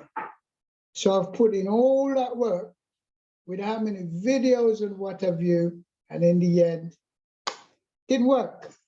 So I'm back on my Fire tablet, and I'm grateful for you all waiting for me. So my topic is always going to be the Black experience. It's a research format, and whatever I do still goes on that research. Today's theme, though, is racism. I find that there's so much we can talk about in regards to racism that we could spend a whole week on here and still don't get to the bottom of it. I have so many beautiful things to show you, but you'll have to put up with just hearing my voice. Well, let me say this before I go any further. This be the last month that I'm talking about behavior in this format. I aim, as from July to November, to do literally a talk show on the Garvey Village via interviews. And so the subject matters are varied, and I'm sure is available and probably relevant to some people, even if it's not them directly. It's not you directly, it may well be somebody you've heard of or you know. Racism, that's the subject matter. You know, there's a wonderful young woman called Claudia Jones, and she talks about racism is an imperialist idea, and it is also an ideology. So let's look at ideology. I suppose everyone have got ideals, but where other people are being hurt by it or being traumatized by it, then of course we'll have to shuffle the pack and come back with something different. Unfortunately, a racist hasn't got that ability, just hasn't got the ability. I know we look at each other and say, yeah, everybody got a brain and they should be able to do this and should be able to do that. Yes, the brain does function. It receives messages and it sends messages. It is in association and facilitating the mind, and the mind is facilitating the brain. So you have to ask yourself, with all of this wonderfulness that we have in the human form, what might make somebody go and get addicted to certain behaviors and then beat up everybody they don't like with it, with those behaviors? It certainly is an insanity in itself. And that's what I really wanted to say to you. I've written down, if you like, the dictionary meaning of imperialism. Imperialism is a policy of extending a country's power and influence through colonization, the use of military force or other means. That in itself tells you what makes racism so toxic, so acidic, so spiteful, so hurtful, so mean. And when you think about some of the topics we've covered since March, we're talking about crab in the barrel. They have a crab in the barrel sort of insanity amongst each other. If you just think about them, if you've ever been working for someone and it comes to something like a party situation where there's a celebration for the firm, you watch even the managing director, the chairman, or whomever it might be, they're rushing around and drinking off all the booze. And if you look at Trump, you know, he pushed people out the way when he went to Europe, when he went to some meeting there. These racists, they don't know how to behave. You couldn't even liken them to an animal because animals have their own senses and they do just what they do. Racism, what makes them call it that? They should just call it insanity because it's 100% insanity. And I'll tell you a little story. I availed myself of the DSM-5. And you may say, what is a DSM-5? And I'll say to you, well, that's what psychiatrists and psychologists, but mainly psychiatrists, use to determine the relevance and the level of the insanity and the description of it. So I've decided to comb this thing. I've spent so many weeks going through the entire thing. And although racism is actually acknowledged as a mental illness or a mental disorder, the people who present this manual for us to refer to has not put racism in this manual for insane individuals. They haven't put racism in it. Isn't that in itself racism?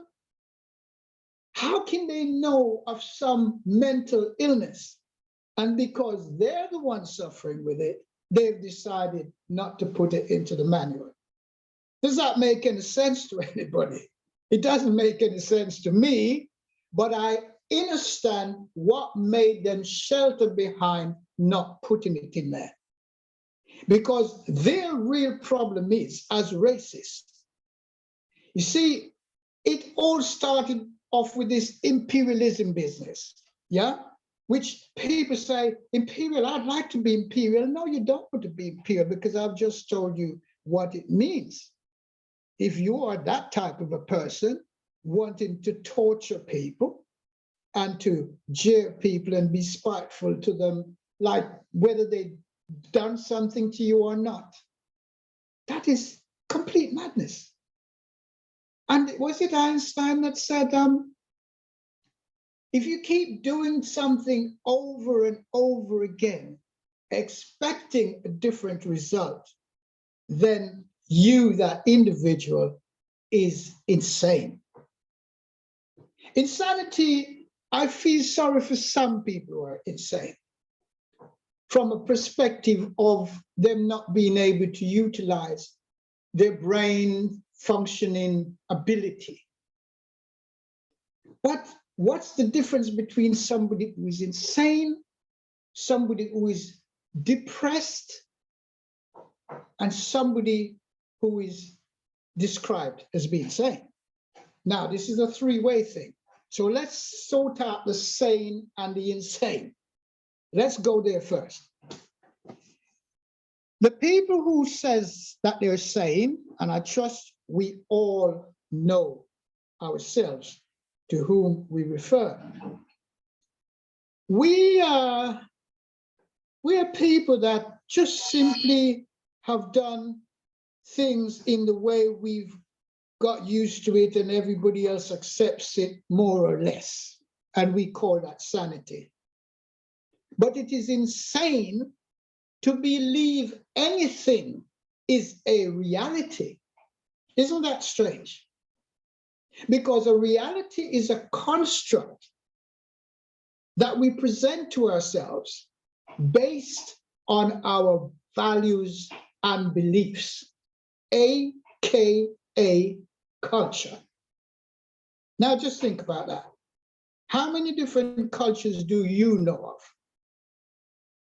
And how many might you say, well, I'll adopt that from that culture and I'll adopt that from the other culture. Before you know it, you haven't got a culture because you're borrowing from everybody else's.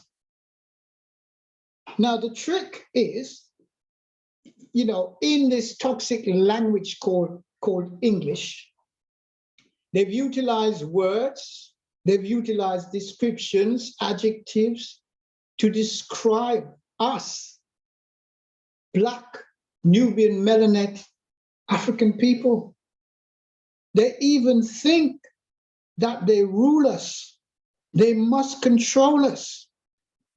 And I said to myself, let me inspect in a forensic way what is really happening in that racist brain of theirs. And, you know, I can only refer, I trust you were here, you know, on previous occasions when I talked about addictive behaviors, cognitive distortions, AKA distorted thinking. And we even went last month to addictions. Well, all of those things are incorporated into the insanity of a racist individual. So they started off with the word class. So remember, are you working class? Are you second class? Are you first class? And all of these classism comes in. And if they're looking down at their long aquiline noses and looking down at us and telling us we are nothing, I believe that we can say safely that we are not looking at them like that. We just know that everything they do to us is evil, and it's not everything that we do to them that's evil. I mean, some of us may have done, but you know, right now, if we did it, I think they would have deserved it. I looked up this particular genre that we live in called culture. And I've taken it apart and literally done a sort of autopsy on the mentality of the racist. And what did I find?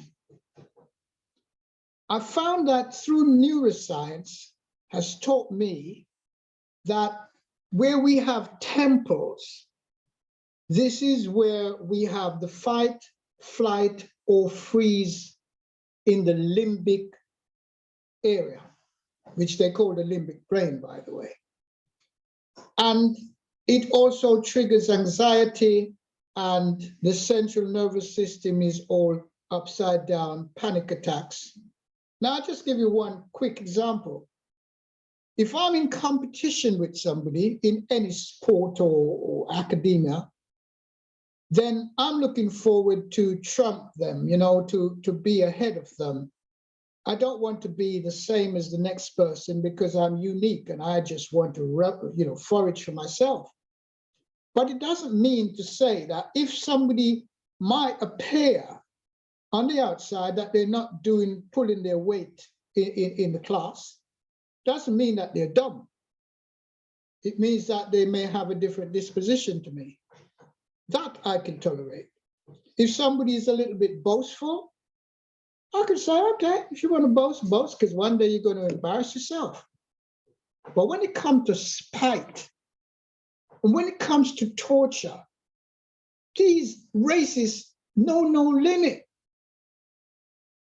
So I've asked myself, okay, so they're racist. Let's just consider they're racist. But how does racism come through generations, different generations, from one generation to the other. And somebody said, well, they must have been taught it. Well, that is one probability which I believe. I believe they tell their children. Look, take a set of any children, set of children, all different nationalities playing out there in the park, whatever sport or play they play. They do not care what blooming color they're dealing with, because they're children. And they haven't got to that stage where they're thinking, I like you, I hate you. If I don't like you, I don't like you because you don't give me a sweetie or something, but it's not because of your color. But children are now saying this. Children of 2 and 3 years old in public places are looking at a little black Nubian melanin African child and talking to their whomever they're with and saying, oh, he's black like midnight. Yeah, he's black like midnight. I had this said to me by a school child of 10 who was having racial slurs thrown at him in the class. And of course, the parents have been to the school and complained about it. And up until this day, the head said, oh, it happened a long time ago and I'm not going to bother to go over it again.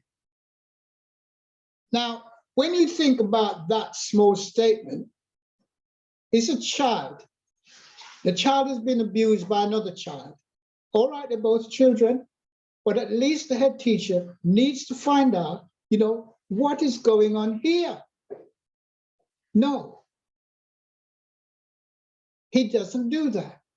In fact, what he's doing is picking on that particular child and saying, you are a troublemaker.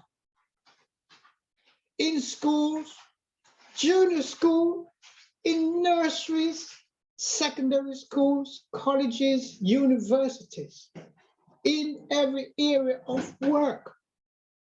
All these places, all these environments have some form of racism.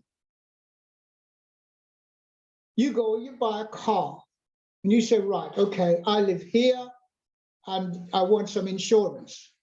Then you find out there's a red line, what they call redlining. Yeah, that's racism, because the majority of the people in that area are Black. It applies. So there is no way anyone can tell me that racism doesn't exist. And when I get very angry, and what I get very angry about is the people of Black, Nubian melanin, African, presence, who are sitting behind, Sally and Jim, because they're of a different color, they're white.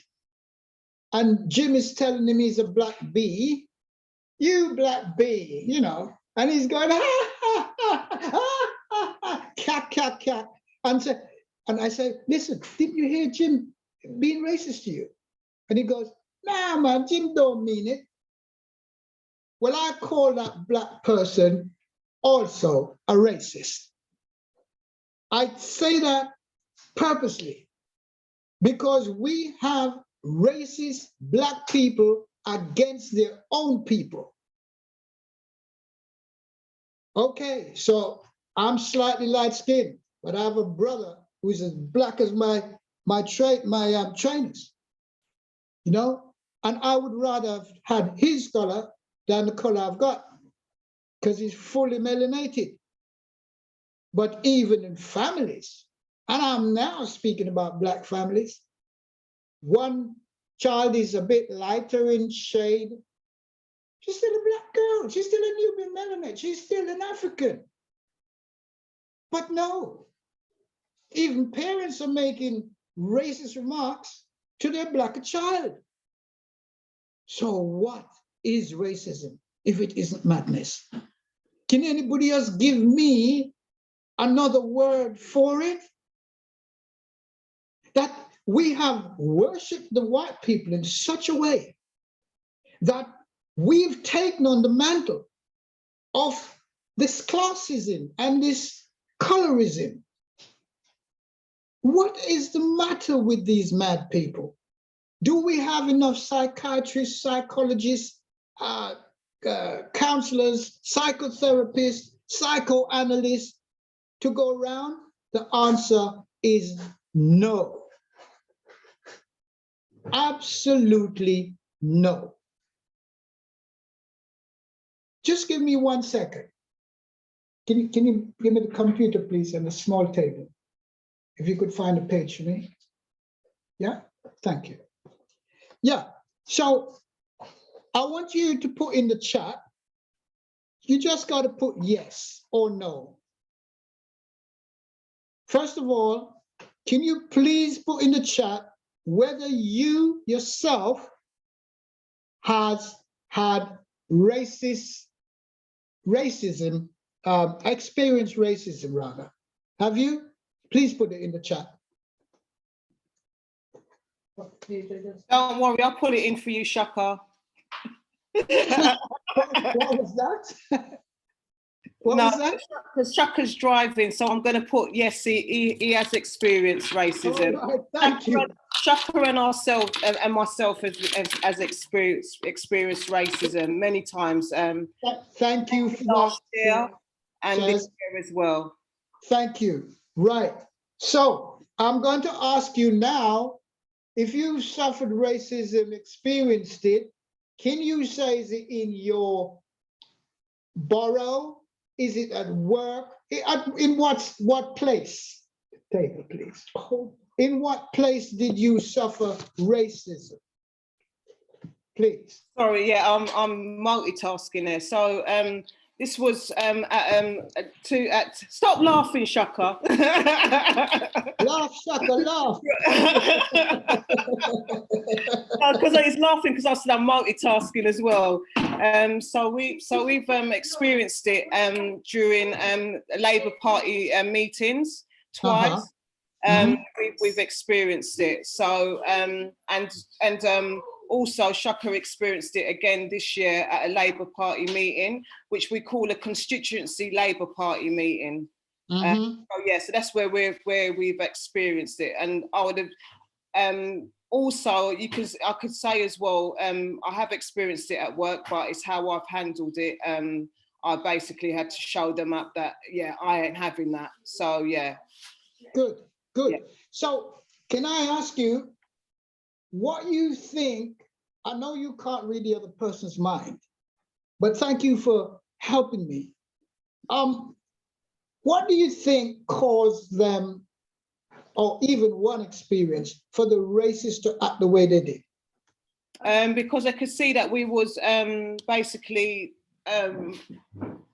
they knew that we had the control and they didn't like us having the control at the time, because I'm also a housing campaigner and they didn't want me to come and to expose exactly what they're doing in that particular part of the borough.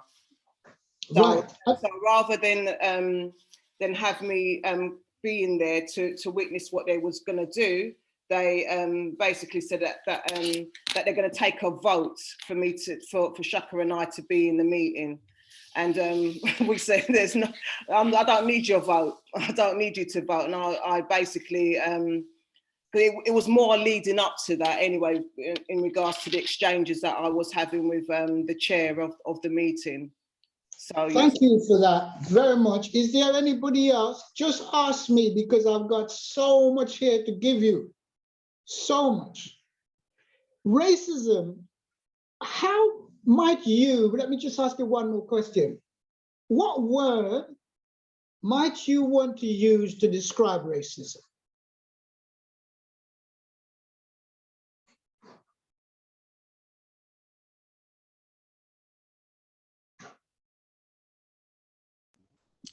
Sorry, is that a question to everybody? Or yeah, I was going to say, yeah. What I would say, it's dehumanizing. You're going away from the screen, have you? Cheryl? No, I'm not on the screen. No, that's Anyana. Sorry. Was you addressing that question to me or to everybody in the meeting? To everyone. So Right. while you're here, you might as well go first. Right. Sorry. Anyana was answering your question, though. Yeah. Let Anyana answer the question. Okay, that's fine. That's lovely. I think it to be an interactive, a very interactive session today. So go ahead, please, Anyana.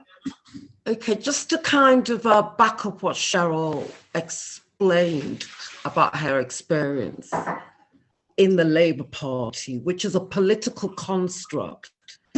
And so when you are dehumanized, discriminated, racialized in a political party that has actually poached Black people's vote with this ideology that they represent us more than the alternatives. And for decades, we have slovenly given them our votes without question. Now, my experience of the Labour Party was traumatic, if I'm honest with you.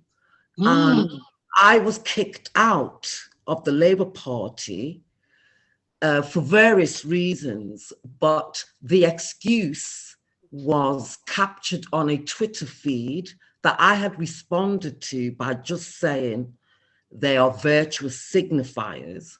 When someone asked during the George Floyd episode, in the heat of that, somebody asked on Twitter, why don't Black Lives Matter in terms of the Holocaust?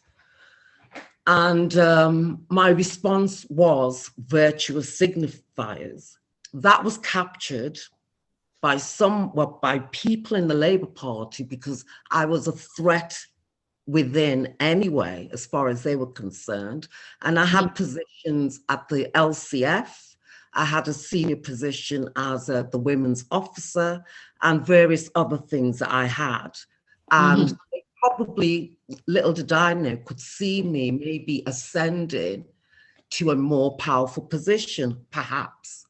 And so from the CLP chair, to back up what Cheryl said, they said that there was no such thing as unconscious bias. So that was, there was something that, yes. And I was ambushed in a CLP meeting where all of them showed their cards. These were apparently left-wing, born and bred socialists, Scousers. They die for socialism, but they sat in that and dehumanized me, each and every one of them, and denied, denied that unconscious bias existed. And there was a reason why it had been brought up, because I had been vilified, hated, smeared, all kinds by women because they wanted to control me. They didn't mind me having the position as a woman's officer, but what they didn't want me to have was the freedom of expression. They wanted to dictate to me how I managed that position. Anyway, so just back to the Jewish thing. So I then received a letter from the Labour Party disputes accusing me, this was on the 9th of June, accusing me of being racist, that I was a racist, and I was stopping the Labour Party from fighting racism, and various other, there's four bullet points they accuse people of. Right. And unfortunately, or not unfortunately, I had more or less been under suspension, accused of being anti-Semitic, accused of being racist, accused of, as I said, preventing the Labour Party from fighting racism. Anyway, I subsequently left the Labour Party, but I was dehumanized throughout my whole experience in the Labour Party. And whilst Liverpool can boast that it has the first Black MP, Northwest MP, the first Black mayor, and the first Black city mayor, bling bling mayor, it is still and always has been a very racist, hostile environment if you are melanated. Yes, yes, If yes, you are indeed. deeply melanated, as I am, you are not accepted. Yeah. And so there is what I would call a plantation politics in play. Yes. Okay, Yes. where if I'm you're glad the you certain used the word shade, plantation. Definitely. politics in play. Yeah. And I felt I was a victim of that ideology of racism that does and will never change. And unfortunately, what we have is enablers. These women, all of them are women actually, who have been elected and selected, not by the people, not by members, but by the officers. Yeah. Yeah. By the state, by the political state. They're the ones who have not one of these women have properly been elected. They have been imposed, is the word. And that is deliberate, because if you, in the Olympics of diversity, they are the ones given the baton to run the race and represent or disrepresent us. And this is what's going on politically. So yes. Have you thank you so much. You know, Ayana, this is really exactly what I was looking for in this thing today, because I need to kind of tease these things out so that everybody else who is listening will simply realize that they're not alone. Because every single one of us, if we're honest enough, will say that we have all been attacked by racism. You know, it's like somebody setting their pit bull or something at you when they know that you're helpless. You know, you can't do much more than listen to them. Maybe you can, but you're not allowed to, if you see what I mean. Yeah? Yes. Do you find the power hungriness of these individuals tell you how much of how inferior they're feeling to us?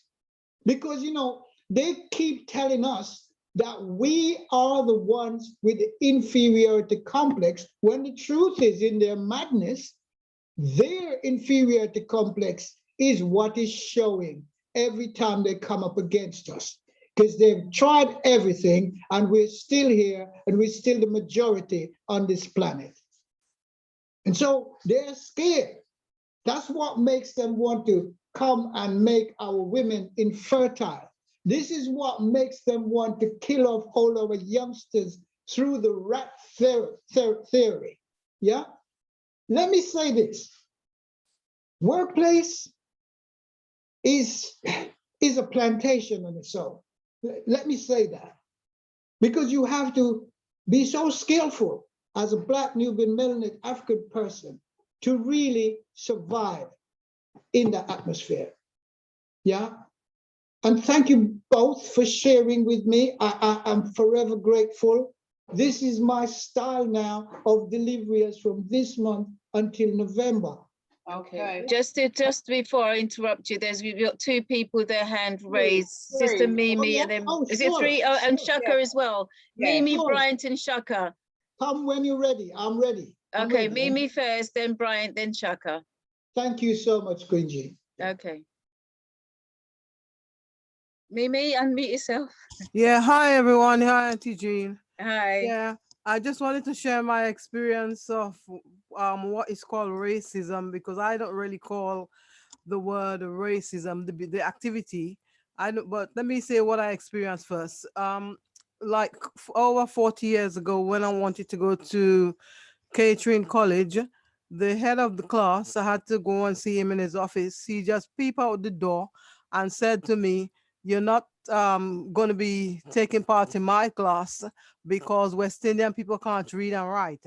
So Wow. that did break me for more than 20 years. I never went anywhere near college. I was really hurt and really insulted by that. But anyway, we never knew the word racism those times there. That was just the norm.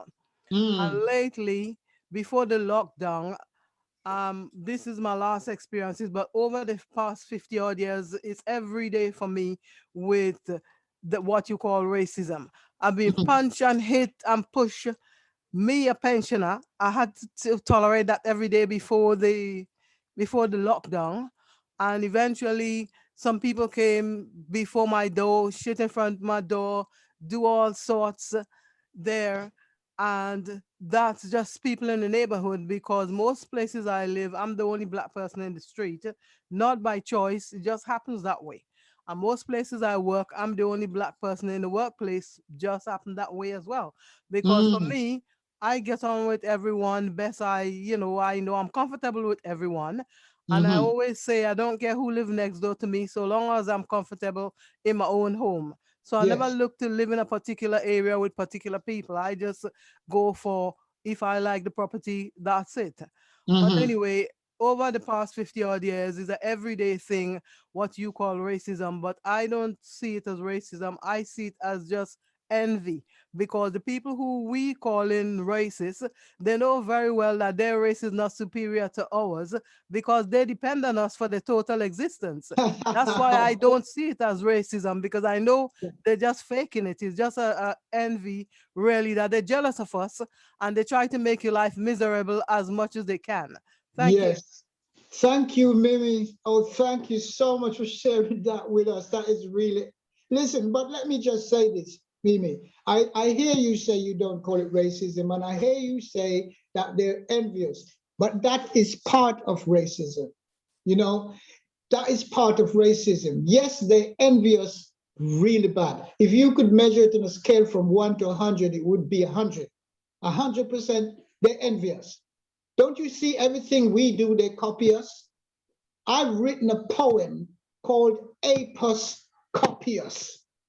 And one day I will read that on this platform. Everything we have, they want. Yes, if we make something, look, going back to the 70s, yeah, we Africans were, long before even I was born, were plaiting their hair, you know, and putting it in that kind of plait stuff. And they gave it to somebody called Bo Derek, some white woman who lived in America, who's never even know where Africa is, you know, and said that it was her that invented it. Yeah. So yes, thank you very much. Who is the next person, please? Bryant. Yes, Dr. Linden. Yeah. What I find with white people throughout my life is that when they feel threatened, that's when the racism come out. It's what I call white frigidity. It's fragility in them. There's something. There's a weakness in the people that deep down they have a kind of discomfort about us. So anytime we assert ourselves, they feel threatened, and that's when the racism comes out. Yeah, the madness. Yeah, the madness comes out. Yeah. Yes, brother. Yes, brother. You know what I mean? It's a weakness in them. Yeah. Listen, my brother, I am telling you something. I am so pleased to expand the program like I have today. It came in my mind, and I said, you know what? It's time for us to release, you know, because what we're talking about here has hit us somewhere at some time. I met racism for the very, very first time as I landed at Heathrow. That's my first experience. And I thought, you know, I was only 18 and a half years old. And And I take I'm it coming from Jamaica and raw from in the Trenchtown. 60s, yeah? 67, yes, yes. Okay. I was Yeah. about 6. I was 6 at the time, 5 or 6. Right. But I'm showing you something that, you know, even though we have white people and all different kind of nationalities in colors, but maybe the same nationality in Jamaica, and they have been, if you like, what we call them toponaris. You know, they live up in the hills and, you know, uptown, and we live downtown. But I want to tell you something. Many of them, if you were like friends in school or something, they come to the ghettos and they sit on the sidewalk or on the fence or stand around with you, and you could do the same. Yeah, I never, until that day, I said it on Radio London with Dutton on the Dutton at the Bay show, I've never ever faced racism. Yes, classism on its own, yes. Yeah. And you know, from our address in the ghetto, you don't get a job, you can't go here, you can't go there, you know, it's just like apartheid, you know? Yes. Yeah. So my brother, I'll give thanks to you for your contribution as well, and I'm opening up the rest of the show for other bits. Thank you very much. Can I quote? Is there anybody else with their hands up? Yes, Brother Shaka. And I think Josephine's just put herself in. Okay. Keep putting up your hands. Okay. Keep putting up your hands. I'm getting excited here now. Brother Come on, Shaka Brother and then Shaka. Josephine. Ready for you. Thank you. I'm not driving now, so I can talk safely. Here, my brother, here. So really, I'll try and be as brief as possible. But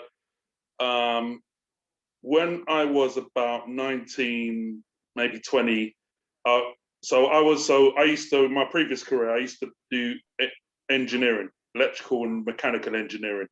And it was with British Rail. And that was at a time when, you know, to be a technician, they're basically, you know, Black people were not doing that job.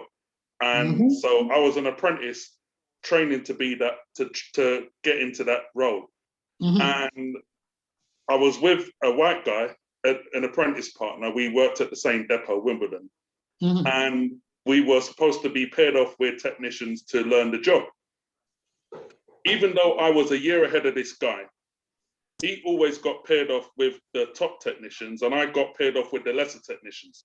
Yeah. And I sort of tolerated this for about a couple of weeks. And then I said to these, like the supervisors, look, I don't understand. Why are you always putting me with these guys when I'm supposed to be learning the job? And then they realized, oh, okay, he sort of figured it out.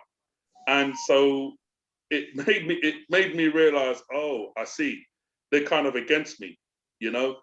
And what I discovered, what I realized going on is that basically these, whilst they kind of, you know, I was hired, in terms of their systematic approach to me, they was not in favor of me making that top grade and was doing their best to try and disadvantage me. So one case, for example, was I did this, when I passed out, I did this job and it was wrong and I deserved to get poor performed because I didn't do the job correctly and it caused the train to fail and I deserved that. But there was a white guy probably about a fortnight after I got that treatment who did something that not only did it cause the train to fail, it caused the train to fail twice and to be taken out of service. And they destroyed the evidence to save him. Yeah. So, I mean, you know, I'm sure we've got like loads of stories, but that's basically what I did. I have a brother who lives in America. And when I was in Jamaica, he was teaching at the grammar school, Kingston Technical High School, yeah? And I always sort of popped in every now and again, you know, just to see how he's getting on. And he seemed very, very happy. Then he went to work for Public Works, which is the government-sponsored thing. And he was way ahead of the person who was in charge. And they didn't like it. Little ghetto boy come showing himself. I lost a brother at 18 years old when he went to work for Radio Jamaica and Radio Fusion as an electrical engineer, what you'd call an electrician. He climbed the pole and changed the wires and the fuse and what have you. He was so good that they took him at 16. That's how good he was. And of course, he's like me, he's very organized. So he called a meeting with, you know, all his workers, and he said, look, I just want you to know that I've applied for the foreman's job. And right in front of his face, they all showed how they hated him. How can you hate a 16-year-old who has learned his trade? He's been doing it from about 8, 9. My daddy was teaching him and so forth, the next person in the ghetto. And, you know, because that's how we live. You show everything. And he became the foreman. You know, the other man said to him, the high man, he said, listen, I won't let you be now at 16, but when you get to 18, you know, I'll give you a chance. Yeah, like on a kind of, how do you like, they will check him if he's doing it right, and he will shadow the current one, blah, blah. And do you know what they did? Because, you know, they had to climb those wooden posts, and it was like one wire going north and one going south, and you go and you clip it and you change the wire or whatever. But you had to strap yourself onto the post so that you were safety. Well, he went down in, don't know if you know, Church Street in Kingston, yeah, leading up to North Street. But anyway, going that side. And he'd gone to this post and he climbed up and he strapped himself on and he clipped this side and he clipped the other side. And then he took off the spear bit on the thing, wanting now to come back down, go in his van, get his stuff. He never made it. As soon as he cut this other side of the wire, the post fell right on top of him, broke every single rib in his body and killed him. And those were two men who were much older. They could have been his big brother. You know, they're in their 30s. And they killed my brother. And how do we know it was them? There was a barber shop literally in front of the post. The barber man, he said when my brother died and my dad went there, the barber man left his business and come out and said, listen, I didn't know what they was up to. I thought they just leave it there to change the post because he saw them digging up around it. Yes, because it's pure dirt around it. And they were sawing and sawing and sawing, and then after them go and put some stone and thing in the hole and then cover it up. But if he had known that that's what they were aiming to do, he would have actually told my brother before him climbed the thing, but it was too late. So, you know, we've been through the ringer with these people, yeah? Because the long and the short of it is, these two men did that, but who started it? Yeah. Would you believe it's the same man that gave my brother the job? I can believe it. I believe it. He said to these men, if we don't get rid of him, he's going to take my job. And he was white.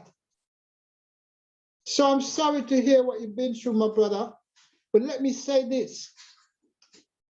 It may appear that, you know, as traumatic as these things are for us, may appear like, oh, you know, it happened to me. Yes, of course it did. There's no question about it. But let me say this. The universe is very good as a teacher, and it teaches us lessons. Yes? And everything that happens to us, whether it's traumatic or just ordinary, if you like, we must learn from all of our experiences. Yeah, please. And at any time, I'll put my number and my coaching thing in the chat later. And if you ever want to phone me, call me, send me an email, whatever, my brother. All right? Heart, man, every time. Thank you. Sister Josephine, and then Galactic Clyde. Sister Josephine. Thank you. Very interesting, Dr. Walters. Thank you. I just wanted to make a very few quick points. When you mention about insanity, that it is an insanity rather than a racism. Well, I think that's a very pertinent point. Okay, thank you for and that. I'll say to you, the reason why, what I've observed is that with whites, our happiness is their pain. Yes. And our pain is their happiness. Yes. So it's very important for us to recognize that. Yes. I'll give you an example. It's not directly related to that, but something I experienced when I was on holiday in the West Indies. A man who was a very well qualified heart surgeon, a cardiologist, he put to me something that happened to him when he was training in England. I think because he saw me, it brought up that experience. Even I'm an African person, but because he could hear my voice has an English style to it, it brought back that trauma to him that he had experienced. What happened? He was training in England, and a nurse gave him some advice. And the nurse, she must have liked him because he's a good-looking African Caribbean man. She said to him, "Tell the white medical professor that you are returning to the West Indies. This is so that you will be well trained to return to the West Indies." Wow. If you tell him, if you tell the white medical professor that you are staying in England, then he will ignore you and see you do not get a good training. That's a bit like what Shaka was just describing. That experience. Yes, absolutely. I think it's very important at an age-appropriate time, we teach our children about racism so they do not go into it blind. That's right. It will reduce the PTSD that we are encountering. Yes. Yes. What did you say your name is? Josephine.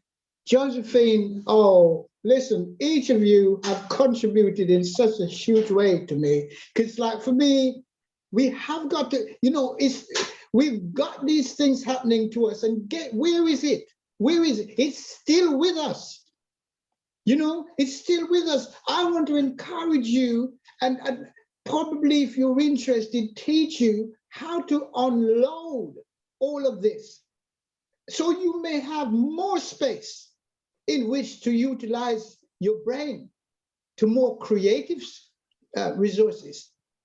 We cannot live with these pains. I mean, we've been beaten, till our backs looks like maps. We have been tortured in every possible way. The spite that comes out of these people, you wonder, is there any spite left for anybody else? They seem to top the chart of spite, envy. And you know what? I thank you, Queen Josephine, as well, for your commitment and the way you said it. Yes, our pain is their joy, and our joy is their pain. I couldn't have said it better myself. Still, Galactic Clyde, sorry. Do you still have a question? Yes, I do. Well, now what I want to say about racism is systematic. Most of what we talk about when we come onto racism is the effect. We need to also look at the mechanism, and the mechanism of racism is white supremacy. The mechanism is colonialism. And once we see these as the mechanism, then it's not about that they're crazy. is that they want to dominate and they want to control. And the only way you're not experiencing or you're not consider experiencing racism if you go along with the program, because the program is that we're supposed to be subservient. And if we're not subservient, we're feeling the boot of racism or the boot of white supremacy or the boot of colonialism, because all of us as African people have feel the blunt of racism. This is why we're in these different areas where we are. This is why our life is the way it is, because of the root of it is white supremacy. And so we have to see it for the mechanism of what it is. So it's systematic. Yes, my brother, I couldn't disagree at all. You know, I mean, I can't disagree with any of the commentators because everything you're saying is absolutely straight on. There's only one thing I'd like to say. They are mad, by the way. It's official, okay? All that's happening is that they don't want to put it in the DSM-5 manual, psychiatric manual, because they would have to, by law, take these people into some form of asylum or give them some treatment. Yeah, that's the only reason why they don't put it there. And look how many people would lose their jobs. You have people like this going to be president and all of this stuff. But you're absolutely right about, you know, the mechanism. And when you say supremacy, I get you, my brother. They believe they're supreme to us. Would you agree? They believe they're supreme to us. Correct? No, it's not the matter of believe that they're supreme. They want to be. Because what we fail to realize, I think most of us fail to realize, they've done an assessment on us before they have taken us out of our country. And this is one of the reasons why they determined that we shouldn't learn to read in the time of slavery. Because had we learned to read, we'll paper trail back to who we are, which is what we've done now. We paper trail and know that we came from high standard. And therefore we demand high standard, and anything less than that, does we feel the boot of racism. All right, and I take your point, my brother. We're not going to disagree, but I want to quote you something. I want to quote you something that you might just see what I mean. Listen, I've been doing this for, I don't even know how many years, I've lost it. But I'm going to quote you from John D. Rockefeller to prove a point about them believing that they are supreme to us. Yes? And every time we, as Black, Nubian, melanated African people, start to use the word supremacist, do you know what that does for them? They get a big thrill. They get a big come on. You know, yes, they know we're superior. I'm saying to each of us, please do not use this word anymore. Use terrorists instead, because they're terrorists. Yeah. Degeneracy. Yeah. No, but no, what I'm saying, the way how I use it to say that is their agenda. Yeah, their agenda is, but it does not. Well, the problem is when they're faced with that, we do not accept the agenda, and that's where we feel in the boot, because we do not accept that. Of course, listen, we're never going to disagree in what you're saying. All I'm saying is, from a psychological point of view, my brother, these people are absolutely insane, and I can prove it. Okay, and they love when we say the word supremacists and supremists. And yes, you're right, it is systemic. There's no question about that. So we agree on most everything except for that one little technical detail. But please allow me to, sorry, did you have something else to say before I read this bit?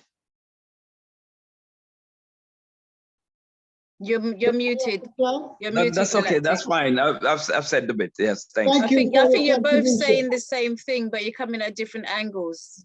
That's how I see it. Well, it could be construed in any way, but I'll stick my analytical scientific side where I know I can prove this. And I'll just give you one little example here. This is, I'm going to read the quote first, and then I will tell you whom made that quote. Quote, "We will always hide the truth from them, that we are all one, that he must never know, They must never know that color is an illusion. They must always believe that they are not equal. Drop by drop, drop by drop, we will advance our goal. We will take over their lands, resources, and wealth to exercise control over them. We will trick them into accepting laws that will steal the little freedom they have. We will set up a money system that will shut them down forever, keeping them and their children in debt. Do you want it plainer than that? Does anybody want it plainer than that? And that was by John D. Rockefeller. Yeah? John D. Rockefeller wrote that. So, madness, you know, if somebody is feeling pain, let's say got a headache, and you say, why are you scrumming and fidgeting like that? And the person says, you know, I've got a headache. And he said, okay, so what are you going to do about it? And they said, right, I'm just going to go and get a painkiller. But what that person needs at the time is relief from the headache. I understand that. But if they make it a habit, every time they have a pain, they go and reach for a painkiller, then they are now addicted to the painkiller. And I'm saying this as a matter of, if every time a racist open their mouth or make an action against Black, Nubian, melanated African people, and we were able to bash them down in the way they need to be and teach them some lessons, do you think they would still be doing it now? I'm not advocating violence. We could be strategic. Somebody put on the chat here about economics. Every time I send this kind of thing to a particular colleague of mine, he responds, stupid. And what is this thing I said to him? Listen, I'm interested in making sure that everywhere that there's a majority of Black people, Birmingham, Wolverhampton, Nottingham, so forth and so on, you know, we want to hit these people where it hurts. And the only lesson they will learn is if we could organize ourselves in as many regions as possible, that we will not buy from Tesco on Saturday or Sainsbury's or which one. We take a day in every week for each one of those big supermarket chains. I guarantee you they would show us some respect. If we're not hitting them in the pocket, we could yab all we want. We could demonstrate and march. They want to see that because they're now pointing out and says, look, last week it was 100 people, now it's 1,000 people. We're definitely having an effect on them. They must never boast about being superior to me or you. What right have they got? We came from royalty. Where did they come from? In 1967, my father took me to different shops. And he said to me, I want you to see, it's not like back home in Jamaica where one shop sells Snowball and then them have supermarket stuff and them sell snack and them might sell a plate of food. You know, you had the greengrocer, you had the cigarette and paper shop and blah. So I was orienting myself. And then he went to this little shop and you could smell the smell from outside. And I said, Dad, you're not going in there. And he said, yes, son. I said, but Dad, whatever they sell, it's spoiling. It smelled like a rotten foot. He said to me, you know what, son? I would like you to come in with me. He was teaching me a lesson. Outside, I saw these flatbread things. and they were piled up on the pavement without being covered, resting on the pavement. And I see people walking out with one of them bread under their arm. Then I saw this one we call the French loaf. You know that one? And suddenly this little old lady walked past us with a little dog, and she went in there and she was talking to the man. And I went in there, I couldn't take the smell. I was holding my nose. And my dad said, son, have a look around. If you want anything. I said, Daddy, you don't use to me, you know, mother is used to me. She would know that this son of yours, not buying anything in here, I could even be dying for hungry. And I said, look at the little dog in the shop. He said, look at the puss on the counter. You know, and I didn't even see this puss. I was so vexed for being in there. The long and short of it is, the little old woman bought some things. She asked the man, he came around, he went outside, he brought the bread with the same hand that he was handling money previously. And he picked up the bread and so forth. And he gave her the bread and maybe a tin of something in a bag. And she called the dog's name like it said, come on, Rover, open wide. And she turned the long bread and put it in the dog's mouth. And I said to my daddy, I said, what on there? Is breakfast that for the dog? And him said, son, that is her basket. She don't carry a basket. The dog takes the bread home. I said, and then what happened? He said, then she eat the bread. I said, Daddy, listen, come. We have to go. Because if you don't come out, I'm coming out, even if you vex. And when I came out, he hugged me and he said, good. I'm so happy you are the way you are. He said, because you can't trust these people. He said, did you know there's nothing really spoiling in the shop? Because it's mostly tins, yeah? But it's the man. The man had a smell that was so pungent, it was hurting my nose. So I said to Daddy, but must have a whole rubber booger or something like that, that him have washed it or something. I didn't know what to say, to be honest. I turned fool.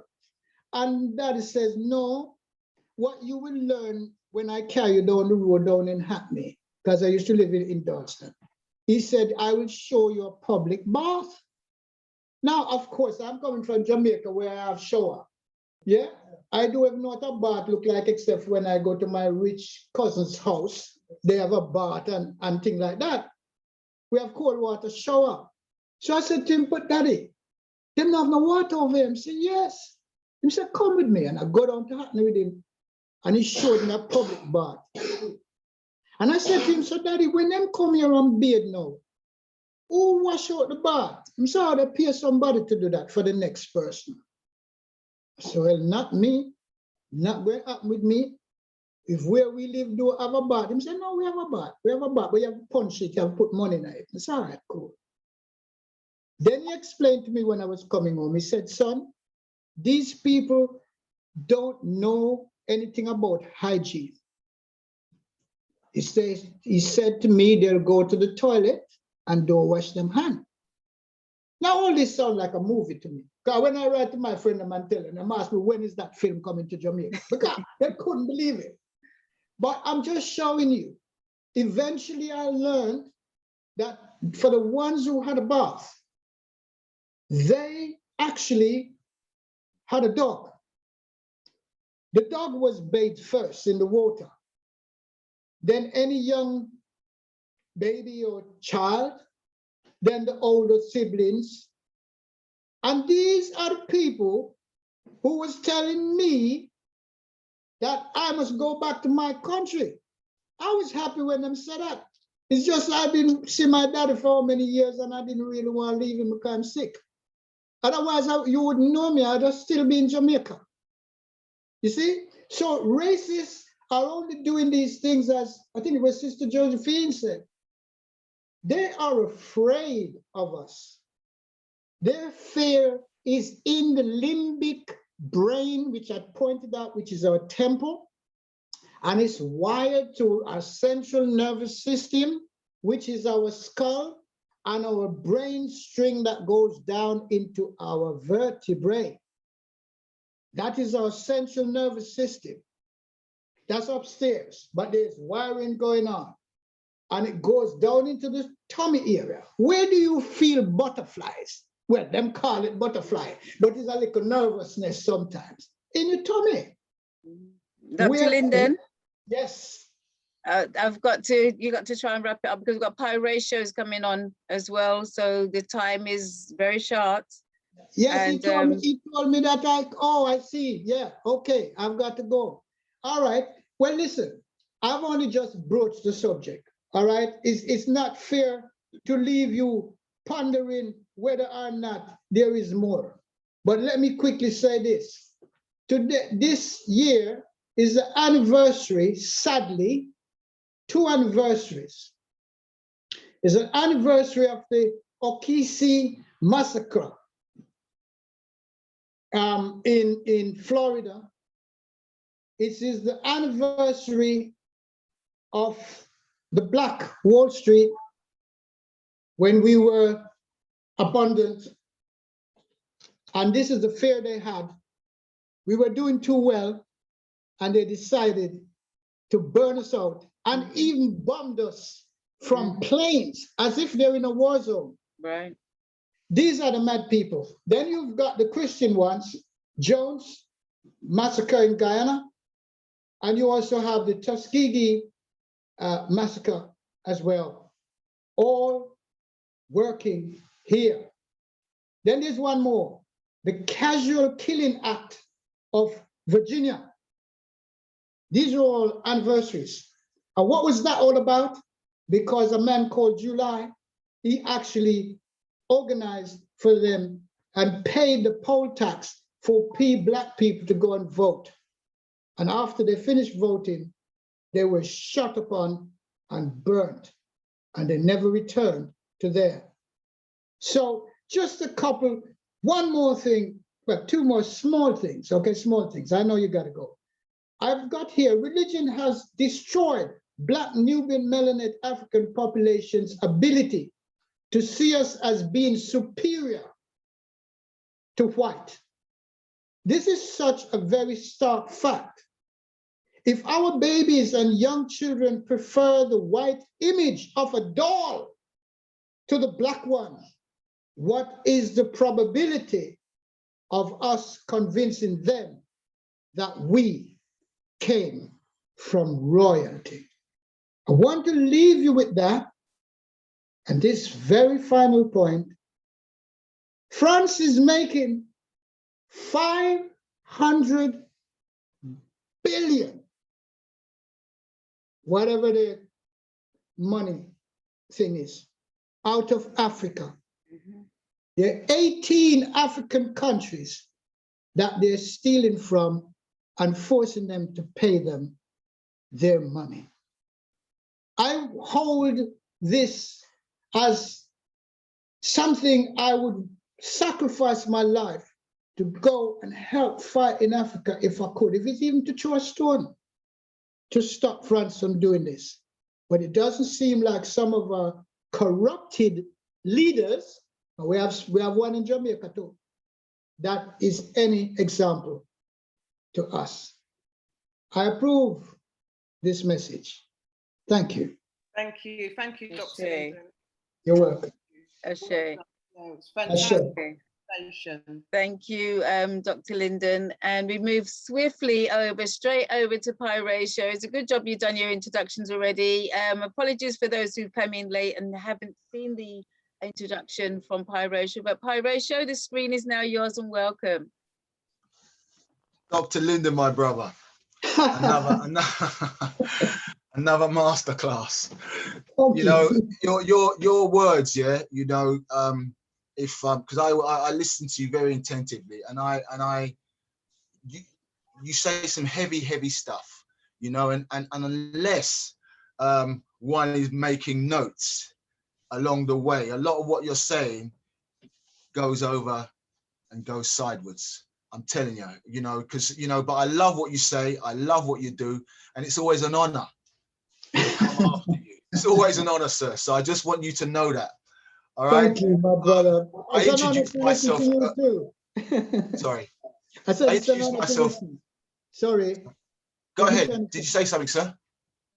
I was just saying it's an honor to listen to you too. Thank you.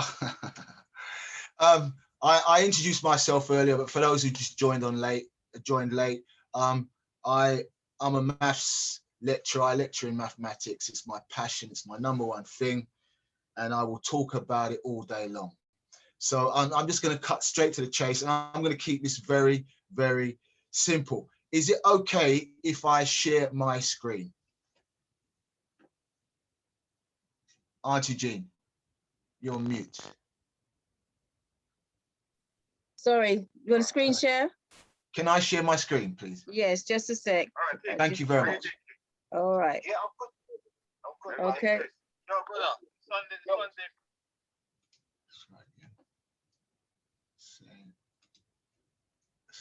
Okay, here we go. I'm just going to dive straight in. Okay, I'm hoping you can see that. Oops. Can you see that screen? I'm hoping you can hear me. I can see it. Can you see the screen? Yeah, go ahead. Oh, thank you very much. I've literally got just a few slides that I want to go through. So we're going to be looking here at the so-called maths behind racism. Okay, and I know many people have given their experiences, and I know everybody has a story, believe it or not. They may not think they have a story, but I'm sure if they sit back and sit down and start, they will realize, wow, that happened to me. I didn't even realize that was what was going on. You know, racism is the belief that groups of humans possessing different behavioral traits corresponding to physical experiences can be divided on the basis of superiority over one race over another. You know, I've had the experience of racism, you know, from school, telling you that you're not good enough, and the literature that I have that has been put in front of me to study and read. So I am going to be coming from the angle of racism in schools and that kind of thing. You know, why do Black people around the world encounter more bias than any other race? So that's a question that a lot of us just cannot answer. Well, we can answer it because we know these people are very wicked, but there is a thing behind this. You know, now one model of discrimination is in the workplace, because we've all experienced that. So I wanted to touch somewhere where we all have some kind of common ground. It doesn't have to be the workplace, but you know, the majority of us, you know, and it will give us an explanation of why Black people experience a disproportionate amount of abuse. Racism, you call it what you want. There are a number of titles that they hide behind, but it's all the same thing, right? Now imagine that out of 100 people working, say, at a firm, say 90 are white and 90 are white or non-Black and 10 are Black. Just imagine that for a moment. Now let's suppose that 10% of each group are hostile and abusive once a week to someone who is in the opposite group. Just take it on board for a moment. What happens? 9 of the white people will be abused at random by a Black person. And 1 of the Black persons is nasty to a random white person. But in terms of experiencing the abuse, the 10 Black workers experience 9 incidences of abuse each week. So that means you would expect every one of them to experience abusive incidents within little over a week. See, we don't look at it like this because we're all in our own little cubicles and things like that. But if you put it on the bigger scale, because racism on the bigger scale is what we're dealing with. Now, by contrast, only one of them 90 white people is on the wrong end of abuse in any given week. Only one. And on average, a person who goes, and on average, they would go nearly 2 years without being abused by a black person.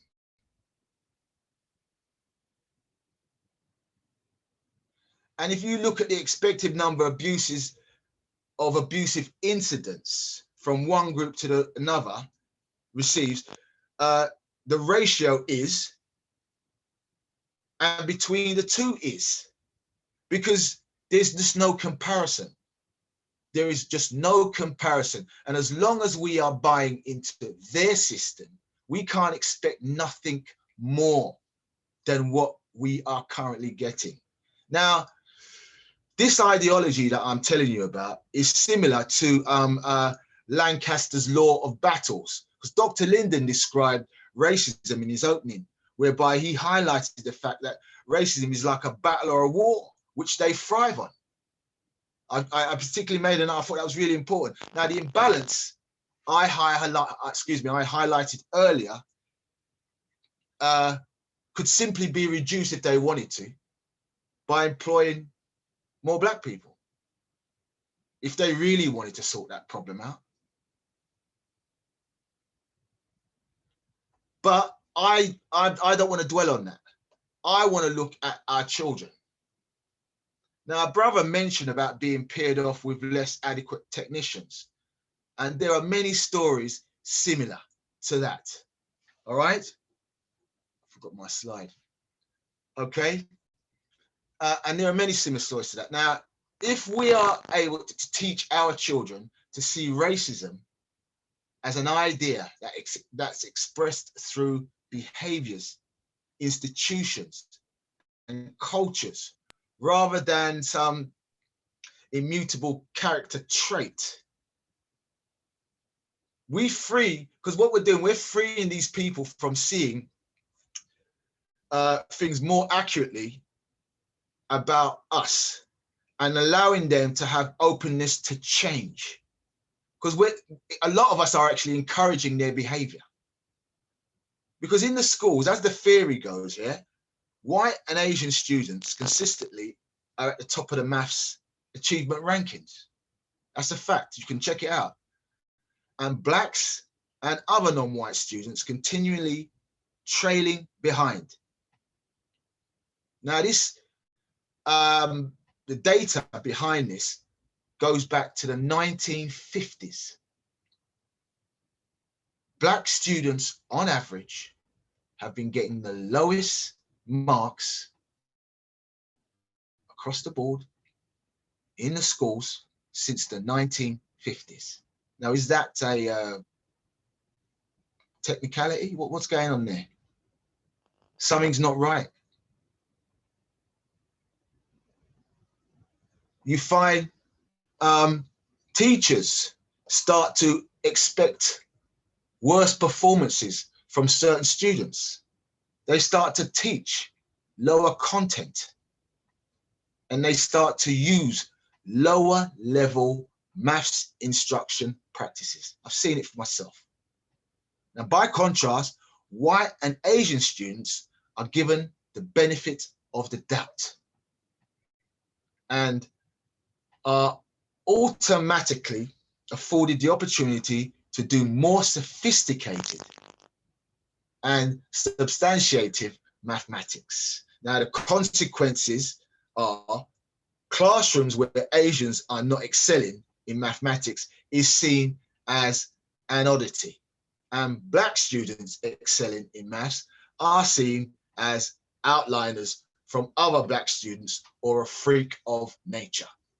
Now, another instance of whiteness is seen in how math achievement gaps are commonly defined when you look at some of these reports.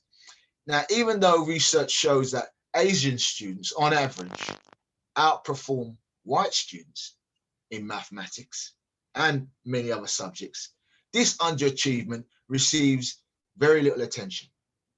Don't hear about it. And when discussed is seldom characterized in a negative light. I never hear it. Now that is done for white students as well. A lot of times in whiteness literature, is what I call it, we talk about the refusal of the refusal to sort of like sort of pathologize whiteness, which in certain instances is the case. In many instances, it is the case. For Black people and Black students and so-called minorities, especially in mathematics, we attribute something internally to the child or internally to the culture that's making them achieve lower grades. So imagine how these students feel. And that's not done for white students. And by saying that, that's producing some kind of deficit idea about who whites are, whether we like it or not. And some of us, many of us, are part of that problem that I am describing.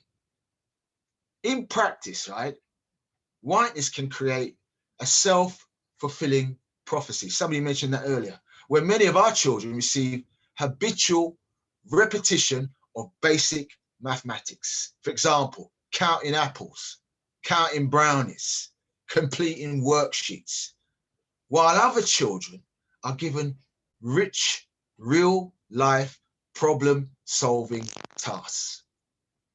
I'm describing racism. We don't see it like that. Many of us don't see it like that because they define racism not by necessarily education. They define it by what is actually happening to them per se, being oppressed physically per se. Now, as I said, you know, this just reinforced that certain students are bad at maths by giving them poorer and poorer quality of instruction. I mentioned earlier that many of the lecturers I'd come across hadn't passed 8th grade. These are white lecturers teaching maths. And where do you find these lecturers? Many of them are in pupil referral units. Many of them are dealing with Black students in secondary schools in years 9 and years 10 and year 8. A sister I know, an ex-colleague of mine, whose high school experience challenged her confidence as a math student. And I could give you many stories. You know, I myself, my school experience wasn't a bed of roses. Well, she is now a math specialist at Howard University in America.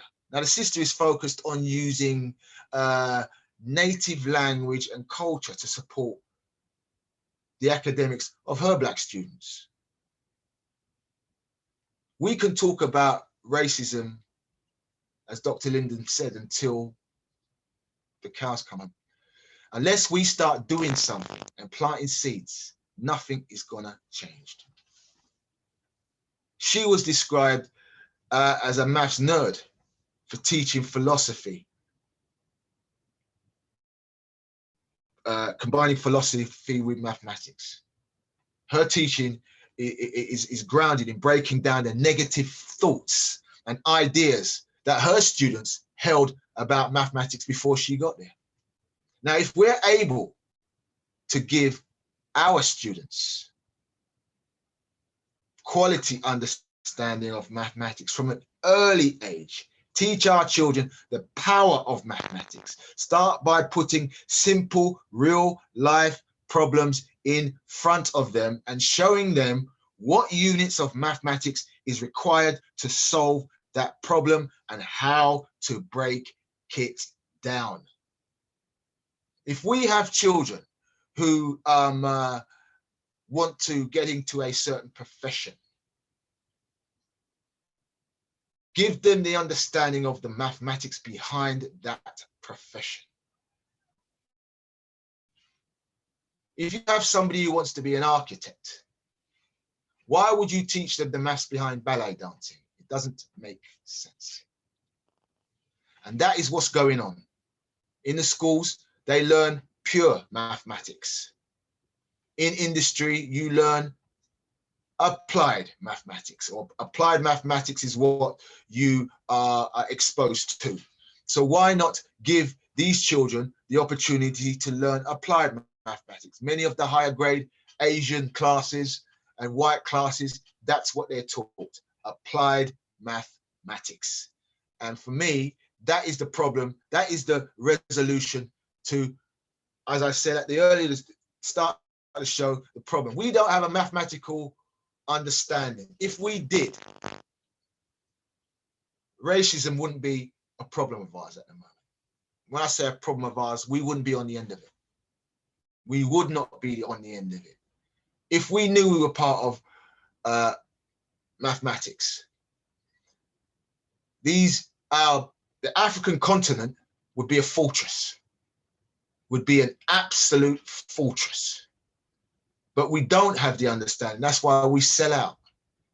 Many of the leaders are educated in this system.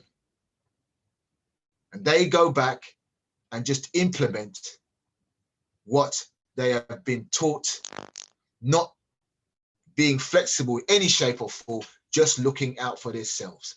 Because that's what racism teaches you. Look out for your own. Oppress the next. Our own leaders are oppressing our people. Let's be frank. As I said, if we are able to give our children quality understanding, why am I kind of enforcing this thought? Because they are the future. They are the ones that are going to make change. Many of us on this platform are not going to be in a position to even see the change, let alone make it. Our children are part of the change. I don't want my children to be coming on platforms when they get older, talking about this racism problem and whatever else, the same problems that we're talking about and before us were talking about. So we have to provide solutions. I mentioned earlier that I was going to give you the formula. Well, the formula is not really rocket science, right? The formula is the white population times white population's race of racism, race of hate, whatever you want to call it. That's what it is. Divided by the black population times black prejudice rate. Because we're not racist. Just so that we know. We don't have that their strength. We don't have that their power. Maybe if we were all showing our true mathematical potential, then maybe. But I don't know as a people if we would go down that road, because that's not how we are. That's not how we are. That behavior is a behavior in something, and then they pass it on to others, but they can't because they have the strength. So my point is, the formula is not rocket science. And this is a form of algebra, which you could actually break down into numbers, because you could then take the white population and the rate of racism. So you would square the rate by each person in the white population. So you're then exponentially, this is a humongous beast, which is, I wouldn't say out of control. They control it, but it's humongous. Dr. Linden said, hitting the nail around the head, you couldn't talk about this for however long and still finish the subject. It's just too big. So we have to look about the change. All right. And so that is the formula that is happening right now. That's where we are under at the moment. But as I said, I'm only interested in how we can help our children.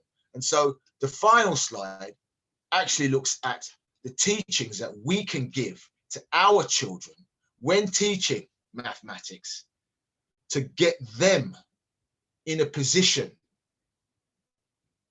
to make change. So When you give your child questions or problems, they are like challenges. And it's really important that when you're doing maths, the children are challenged. The reason the children is challenged is so they have high expectations of themselves.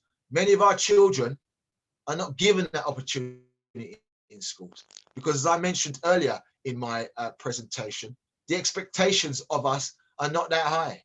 If you look at the reports, if we're used to being at the bottom, then they're not expecting too much from us. So they're not going to give us any challenges. All right. They're going to keep us counting apples and blueberries and whatever else they give us. Also, there has to be explanation. Now, in providing the student with new knowledge and skills, what you have to do, the students taught about, when you provide somebody with a new skill, you have to explain, because they are going to ask you questions. So you have to be able to explain. Again, that's not happening in the schools. In the schools, it's just a question and answer sheet. This is all racism. But we look on it as style of teaching. This is rubbish. Absolute rubbish. Because if they know what I know, they know that our results are poor and they know why they're poor. And what are they doing about it? They're just dumbing down our students. Oh, so don't worry about it. Don't worry about it, Kwame. You're not good enough. Try singing. Try dancing. Try running. You know what I mean? You know, and then we as parents, we just feed that. We just feed that, right? It's important that we get our children to model. It's all about the children knowing how to apply the knowledge and the skills. It's one thing giving it to them, but they also have to know when and how to apply it. Keeping it simple. If a pipe bursts and you need, there's a nut that needs to be unlocked, you don't take out a hacksaw. You need a spanner. So you need to understand the tools that you have been given. Maths is exactly the same. It's important that you understand the tools that you have been given, so you know how to apply it. When Dr. Linden mentioned to me about putting something together, I thought, okay. So the first thing I thought about was algebra, because algebra is a combination of numbers, letters, and signs. And when you're dealing with real life issues, algebra plays an important part, because your aim is to find out what the numbers, what the letters are, because they're the variables.